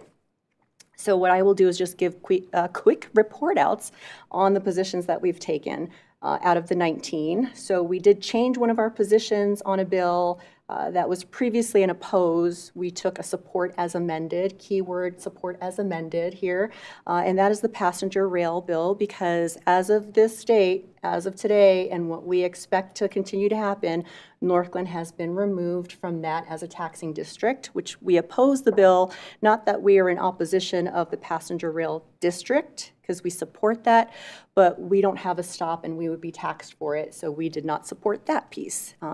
And thanks to the work of Senator Mullica, I would really like to call him out personally, and Senator Lindstedt, they have managed to keep us out of that bill. So support as amended. We did take a new position of amend on HB 1326, which is Sunset Public Utilities Commission. And this bill is exactly as it is, the title says. The bill implements recommendations of the Department of Regulatory Agencies in its sunset review of the PUC. One of them, which is important, is to continue the commission for 11 years to 2037. There was one piece that we had potential concerns with, and that is Section 12. So if you look through the bill, and again, Senator Mulliga is working hard to strike through that section. And the issues that we have with that specific section is that it significantly expands eligibility to include independent power producers and transmission developers, both are which are for-profit entities. And this was not stakeholder-driven, and no local governments requested it, so that's always a flag for us. The concern is that it would undermine local control, local land use authority specifically, by creating a whole new avenue for private developers to bypass or challenge local siting decisions at the PUC. So amend for now, and hopefully that strike through gets stricken. I don't know if that's the correct term. And then HB 261138, that just came to our attention. We took a support position, and the title of that is Retail Theft Prevention Program. So as you can tell, we are absolutely in support of that just by the title. And it creates an advisory board and measures and a grant program to prevent organized retail theft and so forth, and everything that goes along with that. So that's it in a nutshell, quickly. We opposed HB 261250, which is procedures related to civil asset forfeiture. And so let me see, I think this bill potentially could die today as well. So we're kind of keeping an eye on that, but we did just go ahead and take a formal opposition. And the reason is that it would take funds that are previously allocated to local governments. A portion goes to mental health, and a portion goes to law enforcement community services. So these forfeiture funds come from, let's say, a big drug deal where they collect all this money, and then it gets distributed to law enforcement. So they want to kind of redirect those funds and take a portion of that, and I think specifically for mental health, and use that to create a forfeiture council defense fund, which would, in essence, fund the people who committed the crimes. It would give them their defense counsel. So that's a piece that we're opposing right now, is leave the funds and let us use it the way and it's being used currently. That may die today. Really interesting stuff, I know, guys. All right. This is an FYI, so RTD, Senate Bill 26-150, and this did pass. So it has gone to the governor's office, and this is more of an FYI for everybody, but it will change the composition of the RTD board as it currently stands from 15 elected board members to beginning January 1st, 2029, having 5 of these members being elected and 4 being appointed by the governor, whoever the governor may be next year. So it's kind of a wait and see for us right now. And then we did support the Avis bill, so 26-152, changes to automated vehicle identification system usage. This makes changes to restrictions, requirements, and penalties concerning the use of automated vehicle identification systems, namely that it streamlines the process around registered owner for civil penalties and some other positive Avis components, and our police department is in support, so we took a support position on that. Let me see. The very last one that we took an official position on is Senate Bill 26-184. I'm surprised Councilmember Kondo didn't report out on that one. This one is the firefighter cancer benefits and workers' comp bill. I did speak to our fire chief as well, and the fire chiefs are opposed, and our district is opposed, so we took an opposed position on this bill, mainly because it diverts, I guess, funding for treatment into workers' compensation versus out of the current funding mechanism, the cancer, yes. So for cancer treatment, and there's a lot to this bill as well. So they opposed it, so we took an opposed position. those are probably the main things that we wanted to report out. So with that being said, here's what I did in the last couple of weeks. And thank you, Councilmember Kondo, for reminding me that I was actually on that North Metro tour. That's why I gasped. I was like, I totally forgot about that. Let's see. On the 29th, I did part 2 of my CML webinar, and excited to be working with our city manager, our crisis response unit program director, Jessica Hulse, and our deputy chief, Rice, for the part 3 of this webinar, which will be May 27th. So put that on your calendars. If you've missed the other 2, it doesn't matter.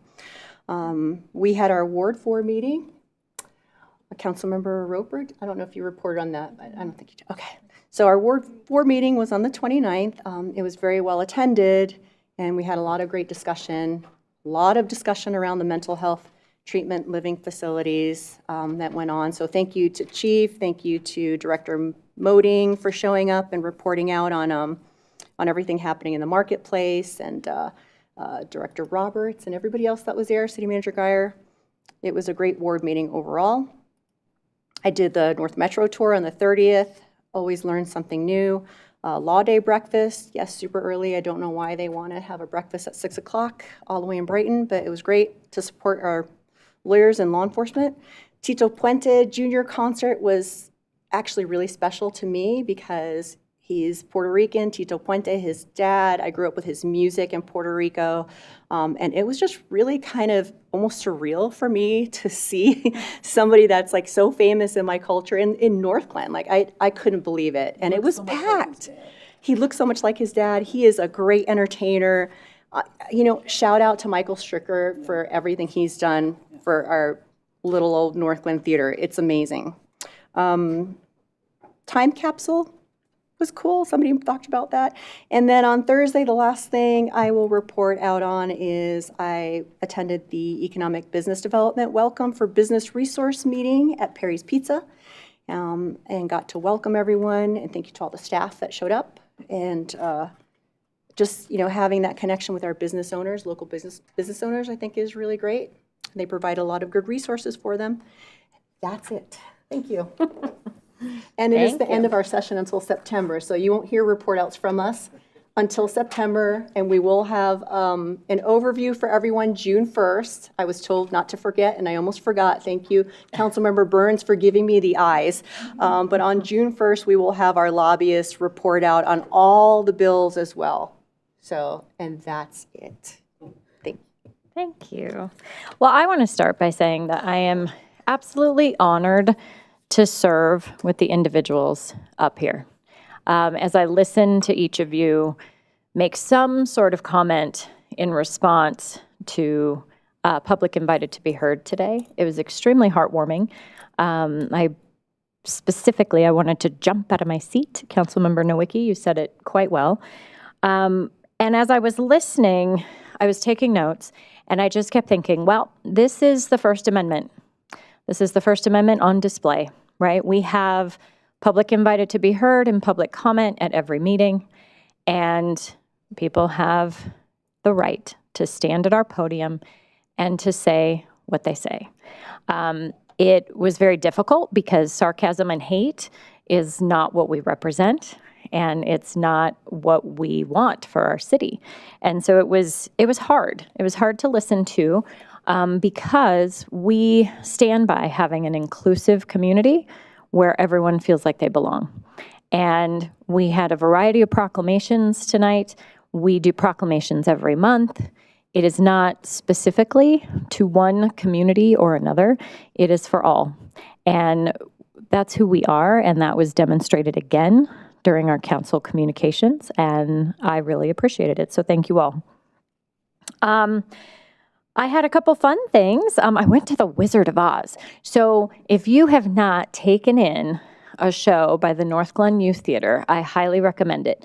Go on the website, find out what show is coming up next, put it on your calendar. These are talented kids. I mean, I also sit on the Northglenn Arts and Humanities Foundation as the liaison, and we have such an amazing lineup coming from Northglenn Arts, and I really think you should take a look at the website. We heard about other performances that were also celebrated tonight, but I think Just take a look. And if you have a student, or if you are a student that is really interested in theater, give it a try, like audition. It's amazing. I also had the opportunity to speak at the longtime director's retirement. So Kimberly retired. She has been the Northglenn Youth Theater Director for over 30 years. And that was a beautiful event. I know they weren't trying to make it an event, but these kids showed up. These families showed up. There were performances. There were, veteran students that haven't worked with her for years attended, and it was heartwarming. And unfortunately, I didn't speak at the top end, and so by the time I sat through that, I could not get through my speech without crying, because it was just so heartwarming. She was such a gift to our city, and we do wish her the very best in retirement.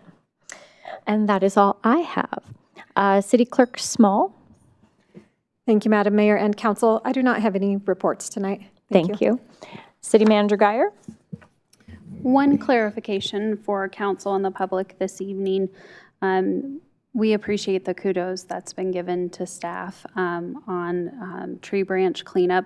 Just wanted to clarify that Parks has been the lead in the branch cleanup, not Public Works, but it's a joint effort. Our two arborists, Joel Szymanski and Louis Vadine, they're amazing. They love all of our trees. And going through a storm experience like we had recently is impactful to them because they take such pride in caring for all of the trees throughout the city. So thank you for the shout outs, and we'll make sure that they get kudos and give-a-wows via the employee recognition system. Thanks. Mayor Pro Tem, did you have something to add?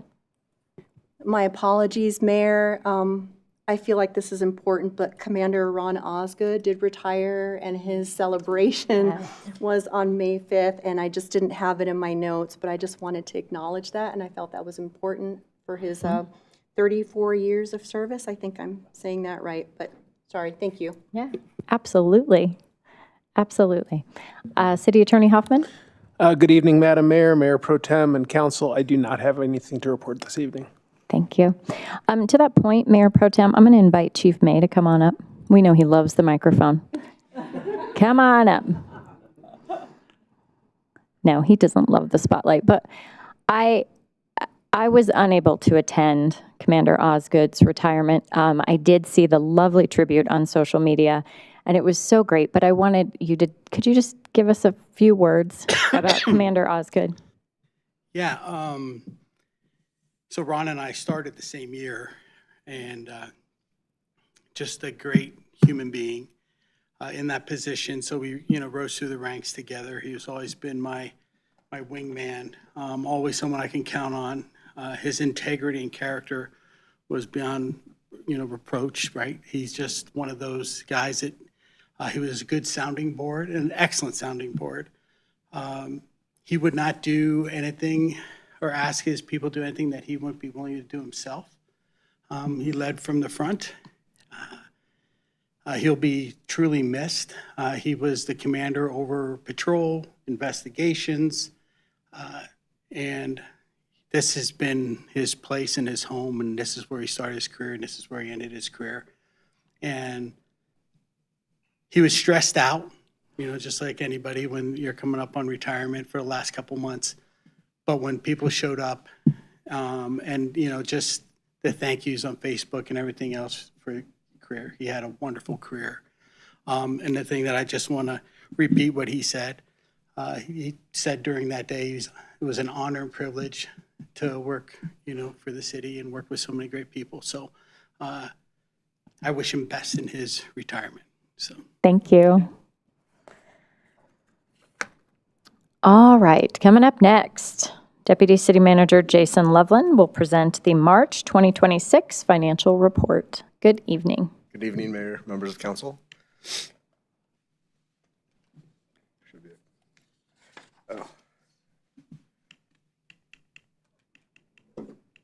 Please pause. I will get through this. Get all the way through that. Here we go. All right. So where are we through March of this year? I'll start with an update on sales and use tax.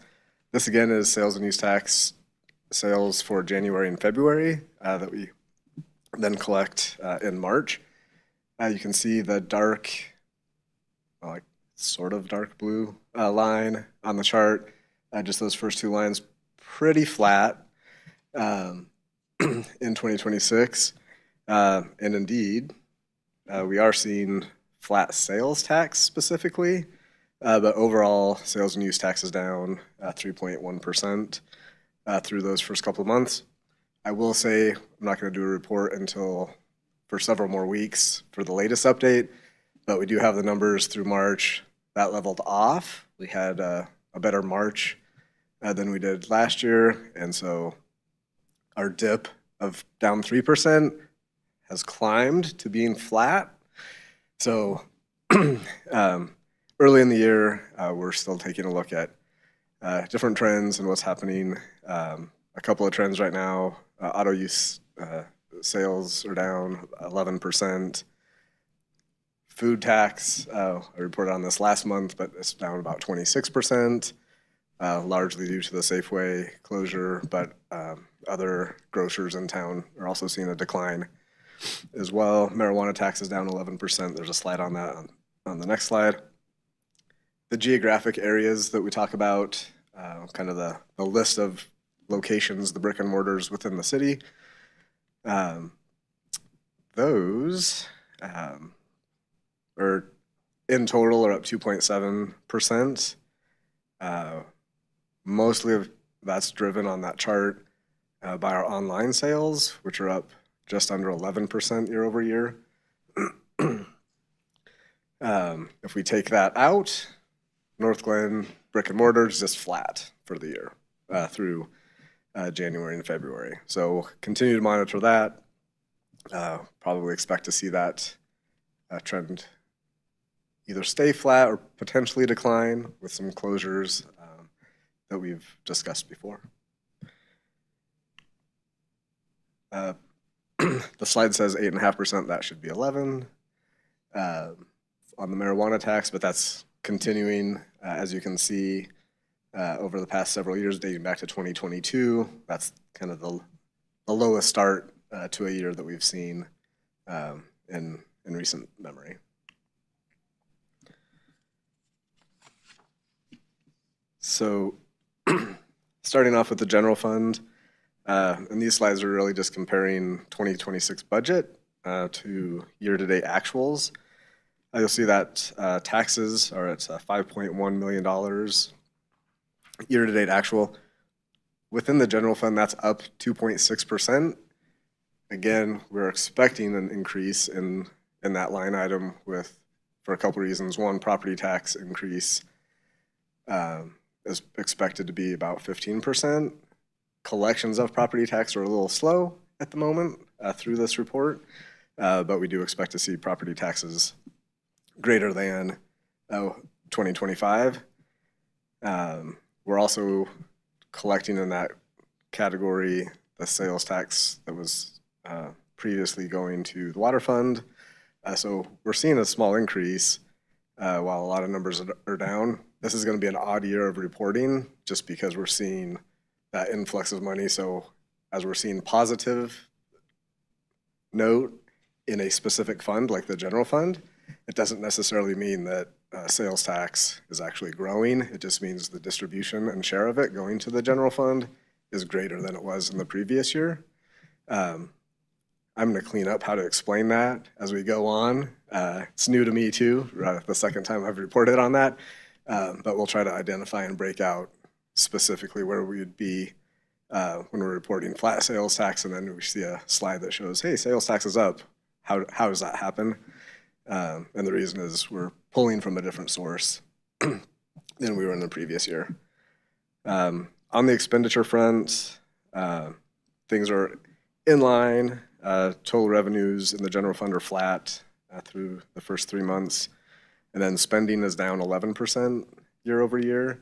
The majority of that is capital outlay spending. Again, we budgeted for 2026. We did not budget vehicle replacements.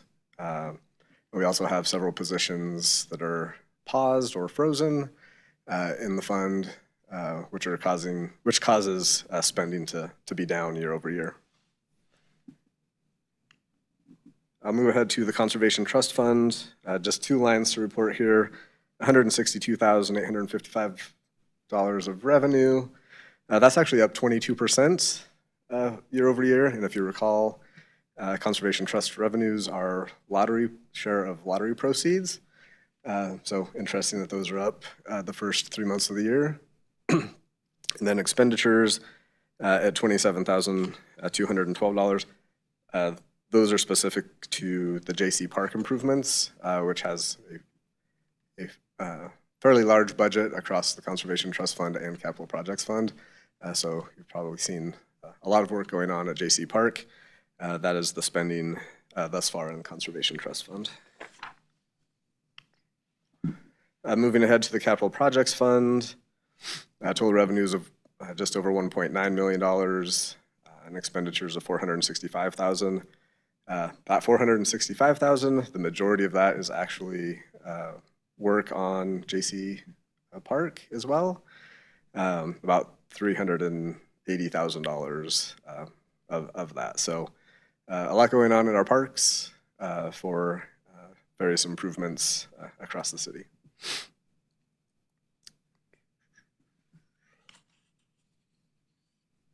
Skipping ahead to the water fund, total revenues are at $1.8 million. Consumption through the period through March is flat when compared to 2025. Nothing terribly exciting to report on the expenditure side of things at this point of the year. We're kind of on track. Nothing out of line or no unexpected expenditures through the 3 months of the year.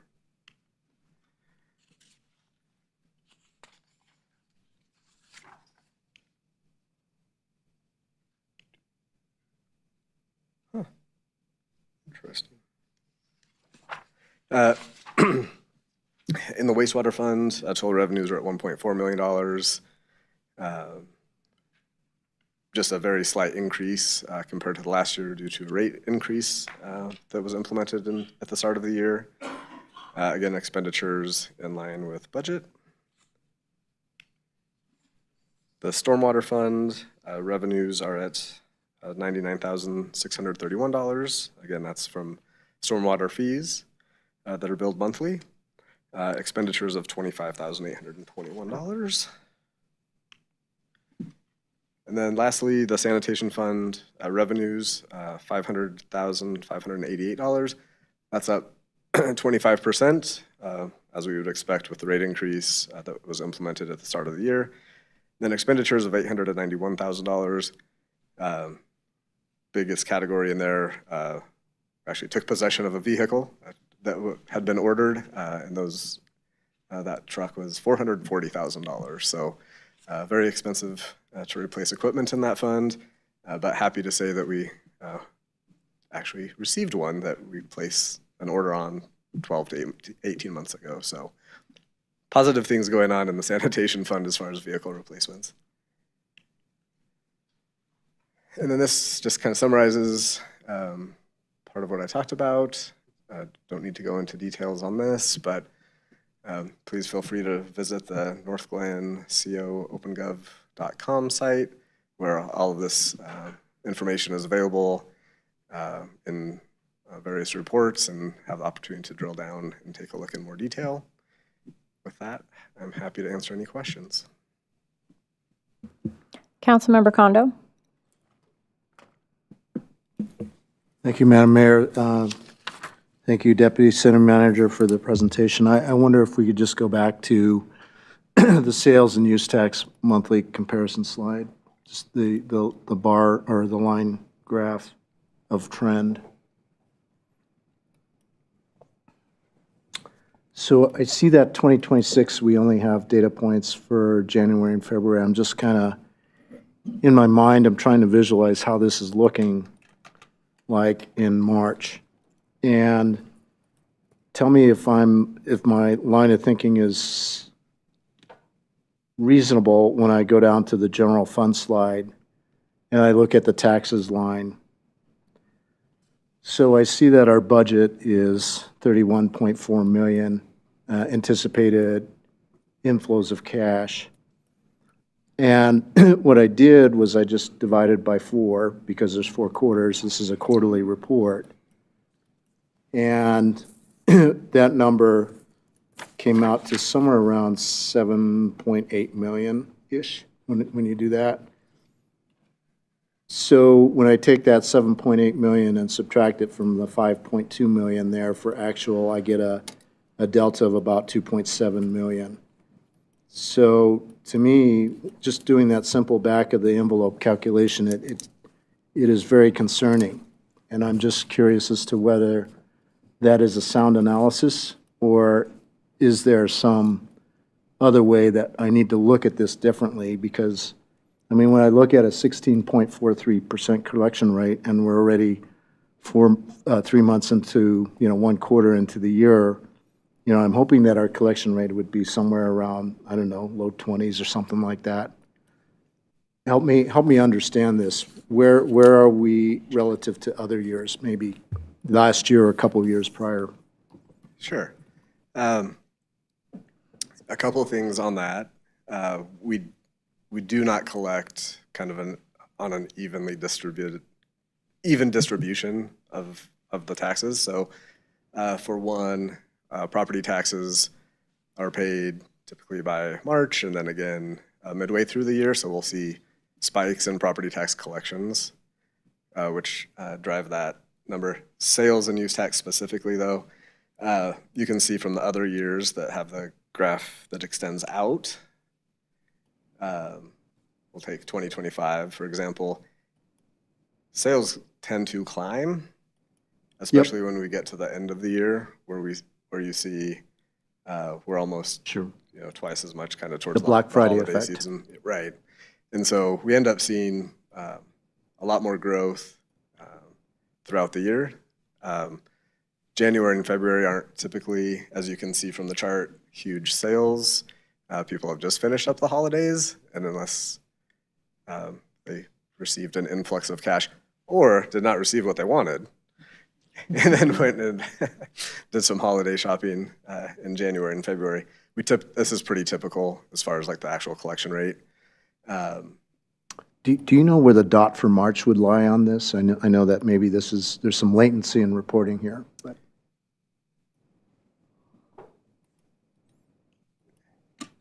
It's actually up 3% versus 2025. So Okay. it's actually going to be right about there. Okay. I feel a lot better knowing that the dot for 2026 is actually higher than 2025. Yes, based off of the data that I shared at first, that coming forward, I'll report on that March was actually 3% higher than the prior March. Okay. So it'll be kind of it'll be at the peak. So that kind of lines up with your statement in the summary piece where you said sales tax revenues are flat. Correct. Okay. Yep. I'm feeling a lot better. Thank you. Yes. Mayor Pro Tem? Thank you, Madam Mayor. Quick question. So with the water fund, I know this is March, drought declaration, looking ahead, and maybe this is something that will just be kicked to budget discussions, but I am just curious if we anticipate, because lower water usage means lower revenue as well. So, and I don't remember the last time we declared stage 2, so I don't know if we have some kind of precedent what we anticipate that's going to look like. And that's fine to just say, when it comes to budget time, because obviously this is for March, so we're not going to see what that's going to look like yet. No, so we are expecting to see lower revenues. Mm-hmm. Clearly, if we're looking for a 10 to 20% reduction in use. 10 to 20%. So we are expecting to see a dip in that user charges and fees number as we go on. And I think since it was the first 3 months of the year, January through March, typically not a ton of watering going on. Right. Even in a more wet year. But yeah, we'll expect to see that revenue decline. And we're we're positioned appropriately to be able to handle, a decline in a particular year. I know some places, maybe you saw it on the news, like Denver Water is expecting, a 20% reduction or 10% reduction, and then they raise their fees, they raise their rates by that same percentage for users. And so we're not in a position that we need to do that given a 1-year time period. So we will expect with future reporting that we'll see a decrease. Thank you. I just know it's coming. Keep our eye on it. I mean, it's necessary, but yeah. Yeah, absolutely. We're going to see it. Thank you. Councilmember Nowicki. Thank you, Madam Mayor. Thank you for being here. With regard to the tax collected by geographic code, and actually looking at, Washington Point specifically, it's down about 32%. Is that all related to the Safeway closing? It's on page 11. Yeah. I don't know that it's all, but a lot of is caused by that. Sure. Yeah. So some of the bigger taxpayers in that geographic area is one Agati, a marijuana store, which all across the community, those sales are down. Yeah. And then Safeway as well. So those would be the two biggest players in that, but I don't know further detail than that. Okay. Thank you. So would you mind going back to the marijuana fund or the marijuana data? So we've been seeing a steady decline. I mean, I don't quite know what happened in 2024. It's all over the place. But do you, I mean, I know you have them. We just don't have them in tonight's packet. Pre-COVID, because I know we saw a spike during COVID. I'm just wondering about pre-COVID numbers, because this looks concerning, and it looks concerning on the economic development front. And we just opened a new site, not just, but recently opened a new site. And I was just wondering if they're concerned. So I do know, well, I will provide an update. The last time I looked, though, the decline that we have seen over the last several years has brought us to 2019 or maybe 2018 levels. So we have, fallen back. There was definitely a peak in 2020 and 2021. And then you can see 22 and on, it's kind of been a steady decrease. So I will update on the next report of exactly kind of where we are. And we do that with the marijuana tax piece and then also just sales and use tax. We're really back to 2024 numbers. So as we're in 2026 and projecting for 2027 and everything's flat, we are cautious as we proceed with some of the lower revenue numbers that we're seeing. So. Okay. I mean, we know COVID took everything and put it all out of whack. And so to see if we've sort of stabilized back to something that's comfortable, I just was wondering if those businesses were concerned at all and have reached out. Maybe, maybe not. Okay. Just a question. Yeah. Okay. Mayor, Councilmember- I can interject that Allison, Director Modine, and I haven't talked about any businesses reaching out and expressing concerns, but I'll certainly follow up with her and ask that specific question. Okay, thank you. Councilmember Burns. Thank you, Madam Mayor. Just to discuss your thought process around, the decline in marijuana sales, from like a trends and cultural analysis, I think it's just a matter of like leveling out. Fun fact, smoking is back in general. And I think just like with a shift in culture, I think you'll see everything sort of like moves in a pendulum. And so I think this is a leveling out from a cultural perspective. There's also underlying tensions with Gen Z and Alpha of like optimization, looks maxing, that I would be maybe in like a couple years, we might see a severe decrease in marijuana, but with the counterbalance of cigarette sales on the rise, I don't know, could be anything. So, but that's just my point of view from like a cultural analysis of that, of how that piece sort of fits into society. Okay. Well, as it relates to our businesses being successful is why I'm leaning in. Well, that's yeah, and I think it's just like I think it's leveling. Yeah. Okay. Thank you. Appreciate it. Is there a motion to approve the consent agenda? So moved. Second. Log in. Hold on. Oh, shoot.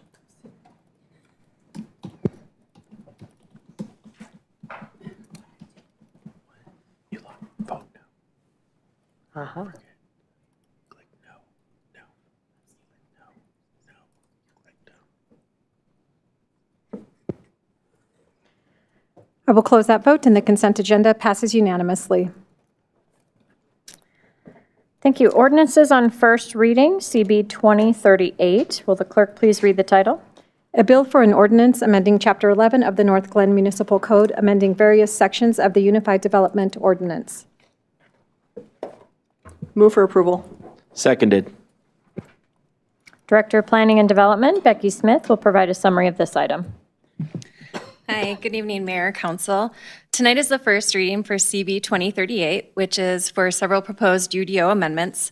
The amendments include increasing minimum setbacks for mixed-use neighborhood and mixed-use corridor zone districts from 5 feet to 10 feet, expanding the hours of operation for natural medicine healing centers, and removing distance constraints to residential and park locations for natural medicine businesses. And there are also various administrative corrections. Staff will provide a formal presentation at the second reading when the public hearing is held, which is scheduled for June 8th. And with that, I'm happy to answer any questions that there might be this evening. Councilmember Goff. Thank you. Thank you for being here tonight. My question has to do with this concern about, do we have any buildings that were built that were 5 feet from the right-of-way, and can you give us some examples? Yeah, I can give a little background. So that was brought to us as a directive by the Planning Commission, and they did have concerns with the Alexan development on Community Center Drive, and a corner that is very close to that 5-foot setback. And then there is an already entitled project, but not under construction or in the development phase yet, that does have several places where it is 5 feet to the right-of-way on York Street. And with that, they were like, we should really reconsider our setbacks. Thank you. Yeah, if I was going to guess, I would have guessed the Alexan. Thank you. Councilmember Nowicki. Thank you, Madam Mayor. Thank you, Director Smith, for being here. I apologize. I have a couple of questions that I did not get to you ahead of time, but we'll just kind of put them on record now, and y'all can kind of explore. With regard to, was the 5-foot setback intentional in the original UDO to support walkable mixed use? It was. However, when we wrote the original UDO, none of it had been implemented at that point, so we didn't know how it would feel in practice. Okay, so it's kind of like a feeling thing. It feels too close? Mm-hmm. Okay, so that's really kind of what changed. Per the Planning Commission's directive, so. Okay. How does this kind of interact with the comprehensive plan and the housing strategy? It shouldn't affect that too much. Every development will create its own setbacks within the guidelines. So sometimes a development will go right up to their allowed setback, but oftentimes they will place buildings wherever it makes sense based on what type of development they're trying to achieve. Okay, that's my only questions. Thank you. There are no further questions. Please open the vote. The vote is open. Please vote.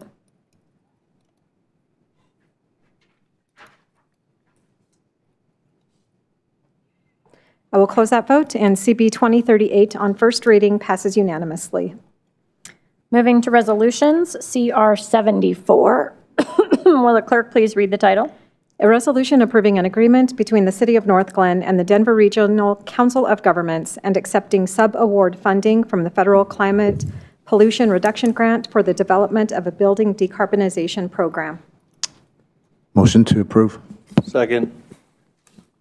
Sustainability Coordinator Mara Owen is here to provide a summary of this item. Welcome. Hello. Good evening, Mayor, Council. Thank you for being here, and thank you for allowing me to introduce. I'm here to present CR 74, which is a resolution to accept a $600,000 grant award, sub-award from Dr.Cog. Some background on this: in 2024, Dr.Cog received a close to $200 million grant, different, from the EPA. As a part of that grant, they did allocate close to $35 million towards jurisdictional support subawards. Those are going directly to jurisdictions in the Dr.Cog area. It was based on a formula. Northglenn, based on that formula, received an allocation of $600,000. In September of 2025, Council provided consensus to submit our grant proposal for the eligible categories of staff capacity, technical assistance, and permit and systems support. Dr.Cog has approved that allocation of our allocated amount, and we now have the final subaward agreement involved and included in your packet. Right now, it's worth noting that this subaward requires no local match and no additional city funds are needed to implement these eligible uses. The funding period does go all the way to 2029, so we have a little bit of time to use these. Upon council approval and execution, staff will proceed with actually implementing this. So we will start recruiting a building energy policy and sustainability planner. We will also be procuring technical assistance and working with Safe Build to add those additional services as included in our proposal. Staff does recommend approval of CR 74. If you have any questions, please let me know.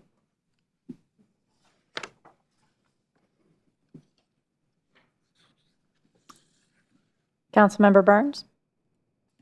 Thank you, Madam Mayor. Thank you so much for presenting this. This is exciting. Very. For the proposed use of funds, once this is voted on and sort of locked in, is this it? Is this what we will be spending the money on? So yes, within reason. So Dr.Cog, number one, the exact allocation is adjustable because no one knows exactly. It's like we intended to hire this person a little bit sooner. That budget item might be a little bit lower versus one might be higher. The allocated uses are pretty much locked in, but we were only able to choose from about 10 uses really total. So we chose the ones that fit in general, but the actual allocation can change within about 10% without any sort of reallocation from Dr.Cog. We would probably just make those adjustments. Okay, cool. Thank you. And then, thank you. That's it. Councilmember Nowicki? Thank you, Madam Mayor. Thank you for being here. With regard to the $400K for the expanding staff capacity, is that for 3 years? It's until September of 2029. Okay. So it was intended to be 4 years, but it took a lot longer to get through contracting. So every one of the 59 local governments in Dr.Cog had the ability to get their allocation, and their contracts for Dr.Cog was not necessarily staffed up for doing that it's a difficult thing. Plus, it's a federal grant, so you go through the EPA, so all of the requirements are kind of heavy. Understood. So we're just, as soon as we get it, we will be able to start implementing and have as much time until September. Great, thank you. Mm-hmm. Councilmember Kondo? Thank you, Madam Mayor. Just for the council's awareness,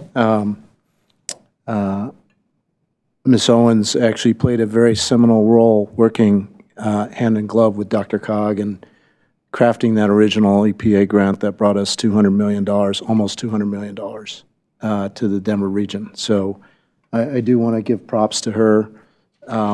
I think that our decision to hire a sustainability coordinator / manager person is paying off in big dividends, and I really want to recognize you publicly for all the great work that you've done. Thank you. Very much. Councilmember Goff? Yes, actually, I just want to say ditto, just about. But I mean, I don't know if people realize how much time and effort goes into applying for these grants, and I know you worked really hard.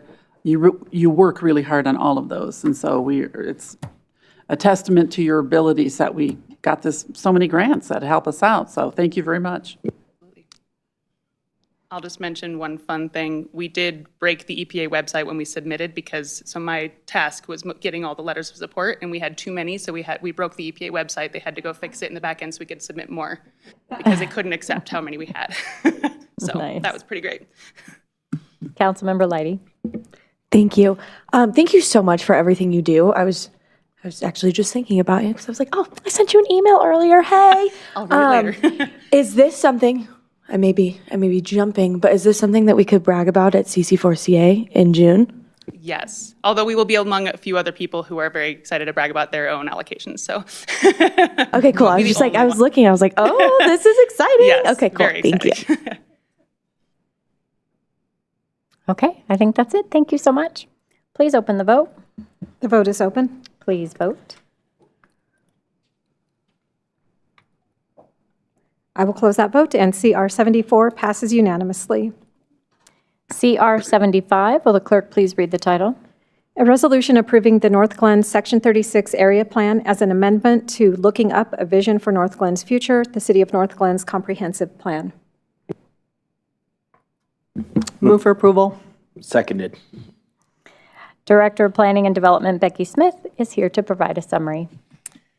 Tonight, we are asking City Council to consider CR 75, a resolution adopting the final draft of the Northglenn Section 36 Area Plan as an amendment to the city's comprehensive plan.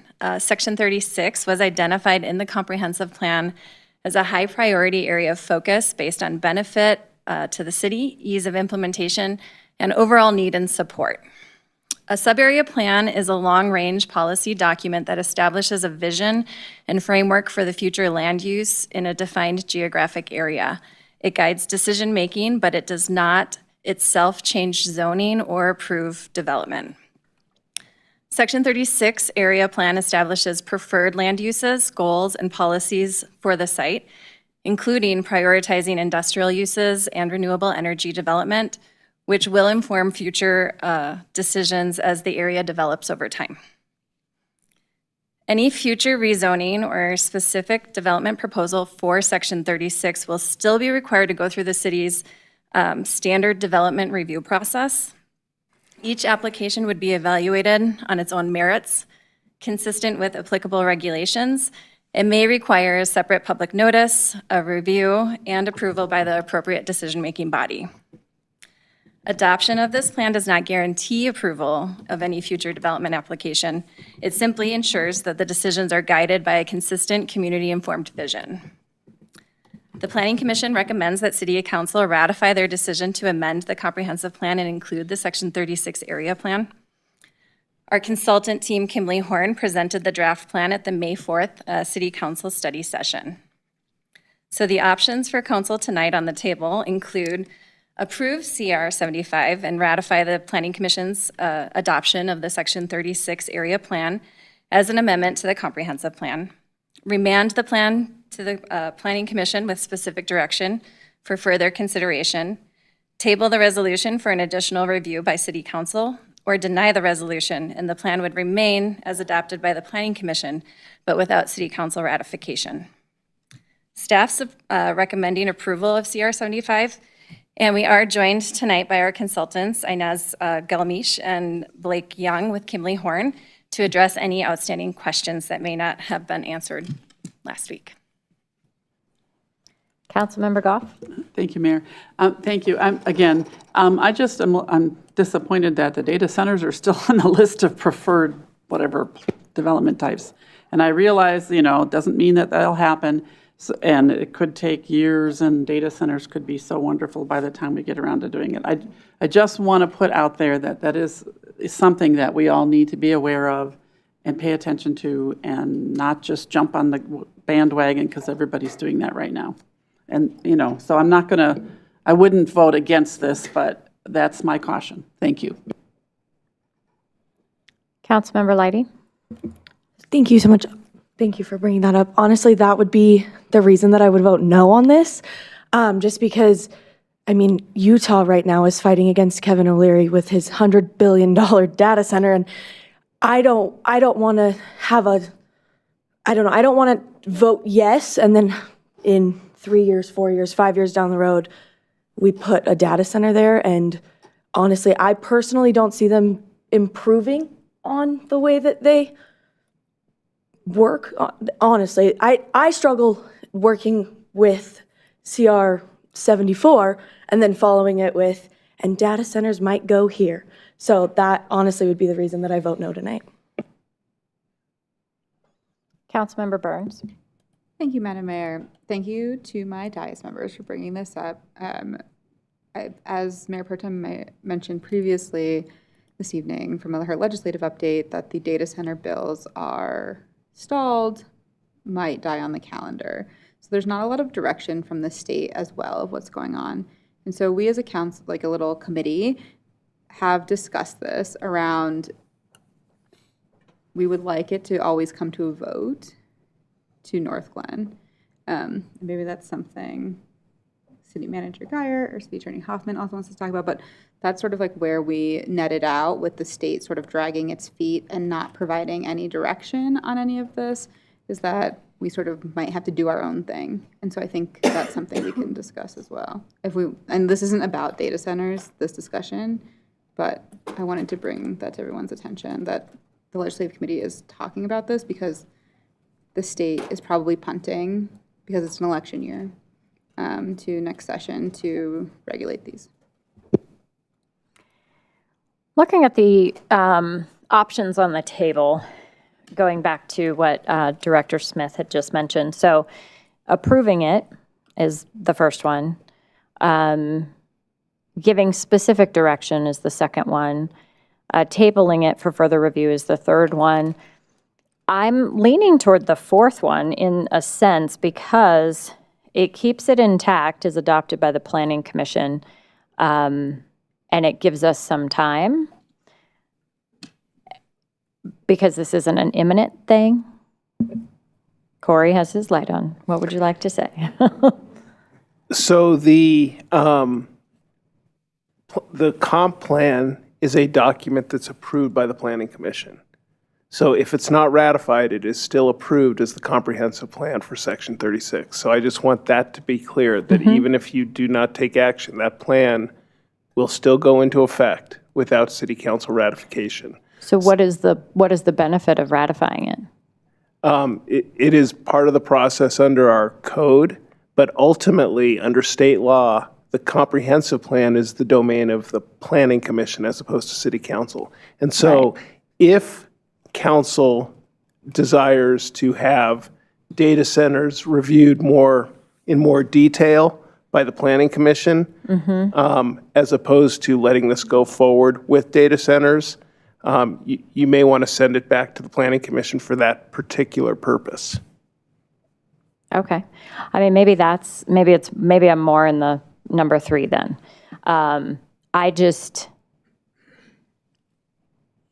I don't love the whole thing. Only because, I don't know, I'm going back through the slides. Whatever the preferred alternative, yeah, I don't know. I'm not ready, I think. I think I need more information. And I'm hearing from council that we want to look at data centers specifically, but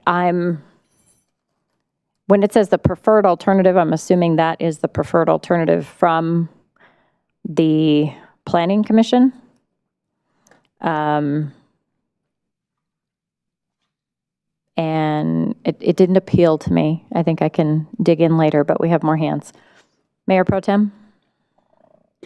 Yeah, thank you, Madam Mayor. So I'm just thinking back on our previous conversation, and we went over this. So I had asked the question, and my understanding is that we still have say over what goes in there regardless. So they can't just, a data center can't just go in there, for example. Plus, and I didn't report out on legislative committee because we didn't take a stance on it because the bills are probably going to die. But they will be coming back, and a lot of it is around environmental issues. So I just want to kind of reiterate that and make sure I'm understanding that even if it's on there, it doesn't mean that it's going in there, and that it will come to council for a discussion, review, just like we have in previous things, like I'm thinking like Anadarko? Yeah, so there are steps that would come to council. So if we amend the UDO to allow certain uses and create a new land use table that specifically addresses data centers, that would come through the Planning Commission and then be recommended to City Council for review as well.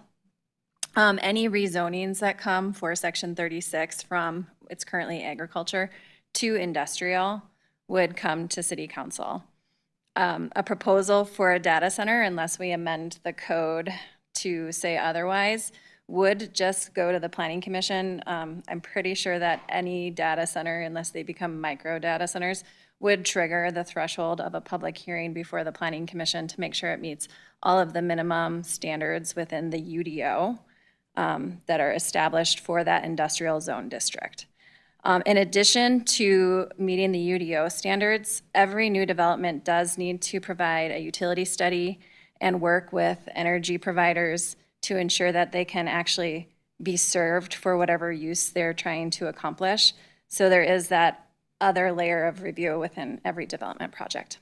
Okay, and I remember that United Power may require some additional studies, for example. So, I mean, I feel okay moving forward with this based on that previous conversation that we had, and then you're reinforcing that it's not just like, hey, yeah, this can, anything can get put in there, that we'll still have input.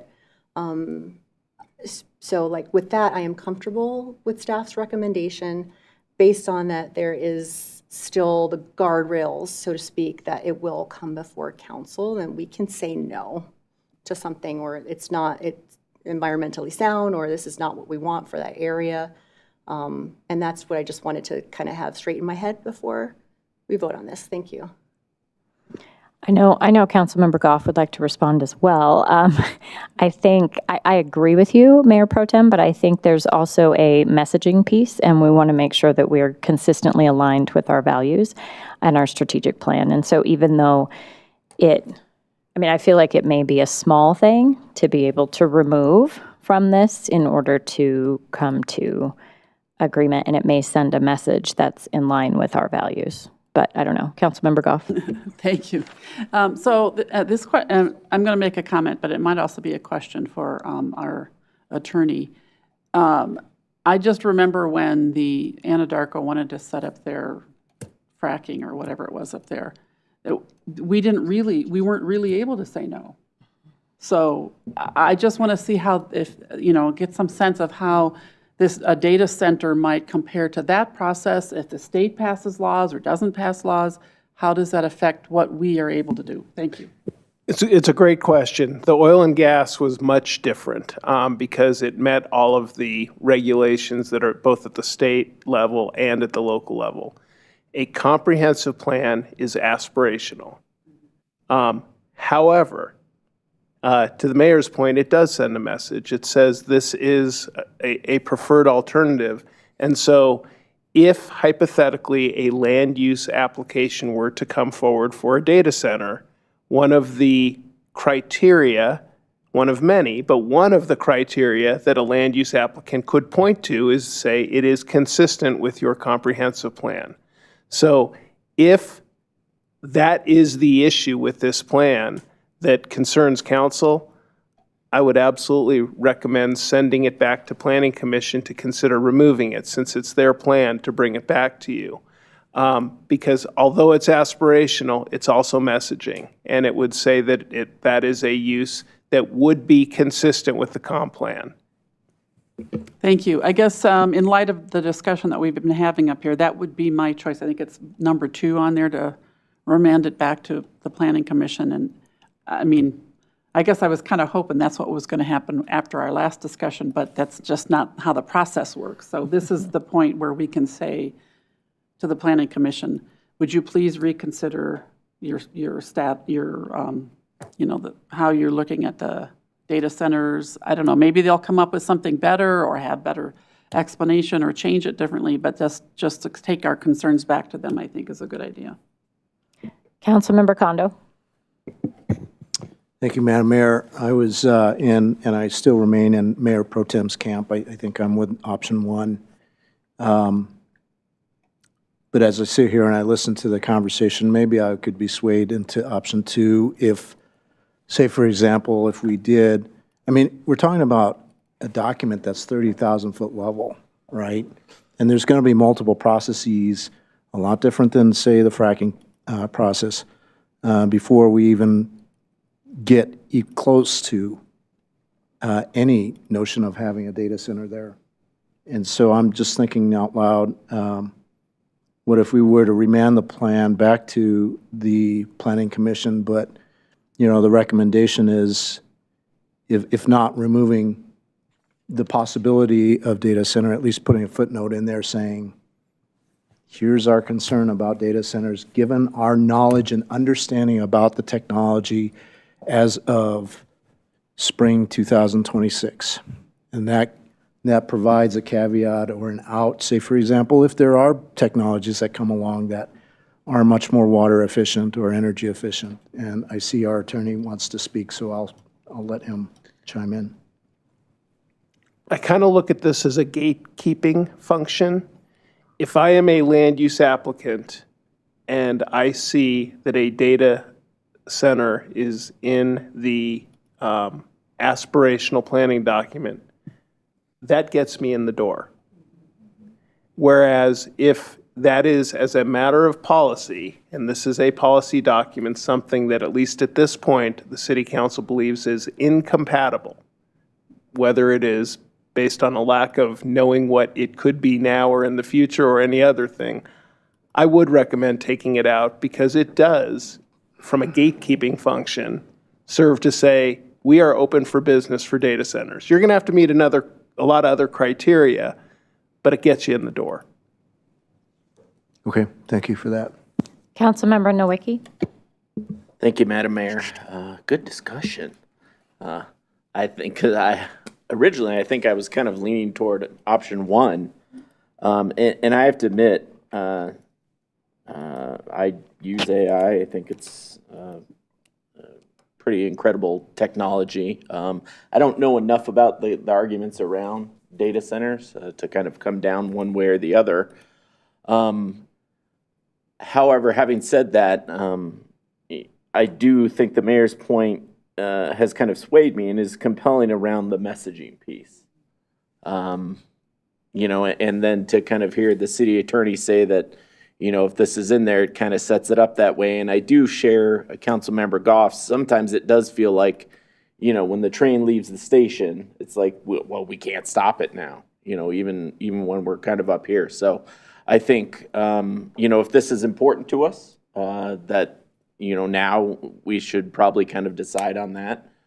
And that if, I'll kind of follow the lead and kind of go with you guys on this one, and go with number two. Thank you. Councilmember Burns. Thank you, Madam Mayor. Thank you so much to everyone on the dais, again, for this discussion. And I think to build off the messaging piece of this, if you are following the national news around this, and residents are deeply unhappy about these, and it feels like their vote and their voice does not matter. And that is the story being told around this. And so I feel like to further align with our values, that striking it would make the most sense. And then, because, I agree that I think keeping it in shows that we are, to use City Attorney Hoffman's words, open for business for that, and we even accept that. And I personally do not accept that. I don't really care what the technology is, and whatever, then maybe we can amend it in the future. But I do follow this very closely, and I'm not hopeful. And so I think just to align with our values, I think it should be strict. And I was kind of too under the impression of Councilmember Dr. Goff that we had all kind of agreed that it should be taken out, and then it wasn't, and now here we are, and sort of. But yeah, I'm in favor of number two. Thank you. Councilmember Severs. Thank you, Madam Mayor. So I just want to set the table once again. This was my first planning commission meeting when this first came through.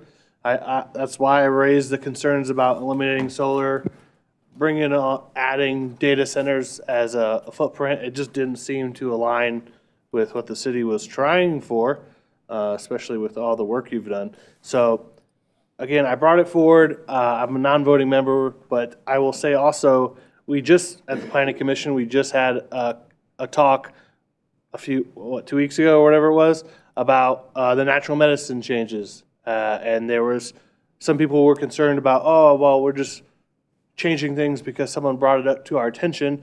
And the chairperson, Sonia, made the point that, look, things come back because we need to learn more. And the Planning Commission is definitely open to digging in more about the situation. I personally am invested in that. I think if it's signaling that we're gonna make ourselves available for that use, it's concerning because I don't think so. And if you, like Councilmember Burns says, it's pretty cross-party support or against in other ways for the situation. I mean, so I wouldn't worry about taking it back to the Planning Commission, one. And two, I don't want a data center there. And I don't want to end up like Utah where we can just, we're just a rubber stamp for big business.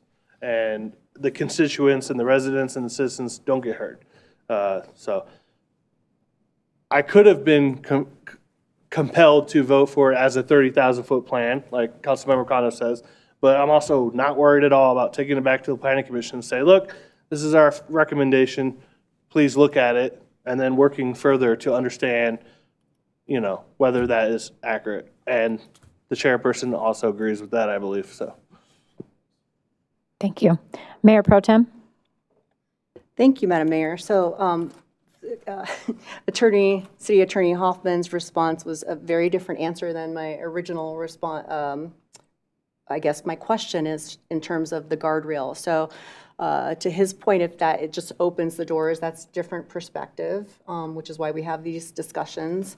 I was going with what the recommendation was, knowing that it could come back and that it wouldn't just be rubber stamps, because I don't agree with anything. I don't care what it is, just being rubber stamped.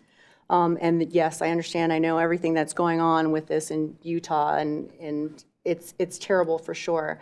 So with that, I'm fine if that needs to go back to the Planning Commission. That's okay. As Councilmember Condo said, I was taking the 30,000-foot view with the understanding that we would have those guardrails. But it sounds like even with those guardrails, that still, again, I'm being repetitive, but opens the door. So that sentence was what I guess got me. So I would be in line with what everybody else wants in terms of making sure that we actually really do have the say. Thank you. Councilmember Leidy? Thank you so much. I may be cynical, but listening to the bird's eye view, I struggle with trusting that right now, just because we've seen now more than ever that as our legislators move up and as our top people are voting, they're not thinking of us. And so that's where I struggle is right now, we can make sure that we're good. We can make sure that we set up that protection for Northglenn, because who knows what the election cycle is going to do with the governor? Who knows what the election cycle is going to do with our senators? We don't know. And I love the idea of like, yay, we can do it. We can just move things around. But with the way that the world is happening right now, I would feel a lot more comfortable making sure that we set ourselves up for success rather than having to go back and go, well, now we have a data center that wants to go in. What do we do? So I would also like to go back to option 2. Did you want to weigh in? Should I just go? Okay. Yeah. I wholeheartedly agree with everything, and Councilmember Leidy, you really summed it up for me, that we all have to be the voices of those in our community. And so even if the higher-ups in the legislative world don't have our best interest in mind, it's important that we have our community's best interest in mind. So I would also be for number 2. Okay, I think we're going with number 2. So we'll take it back to the Planning Commission, and Councilmember Severs will help us out. Do they make a motion? Are you On the floor. clear? Yes, so we need a new motion on the floor? Or a friendly amendment if the maker and the person who seconded the motion is agreeable. And that was Mayor Pro Tem Luke Manharamasa made the motion and Councilmember Nowicki seconded the motion. So if you want to add the friendly amendment, and then, So do I just say I move to approve with the friendly amendment? Is that Yeah, sufficient? and read in option number 2. To select option number 2, to move forward with option number 2 as the friendly amendment. do you want to read? I think he wants you to read number 2. Oh, I'm sorry, read number 2. Yes. I will catch up. Where is it? I'm trying to find it, sorry. I'm a It's little to too low. remand, Yeah, it's all remand the way at the section top. 36 Yeah. area plan. I'm in a different spot, I'm finding it, and my computer's crawling here. Okay, rush. here we go.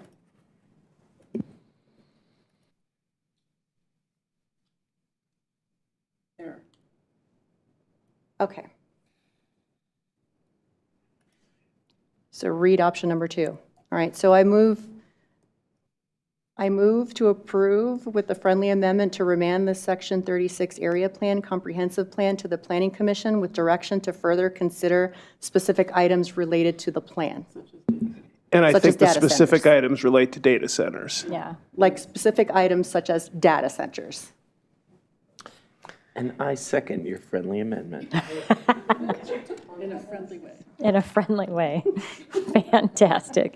Please open the vote. The vote is open. Please vote.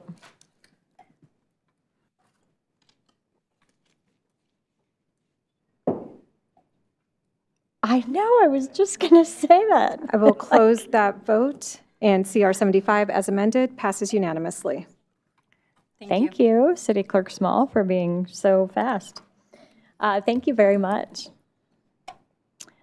Okay, CR 76. Will the clerk please read the title?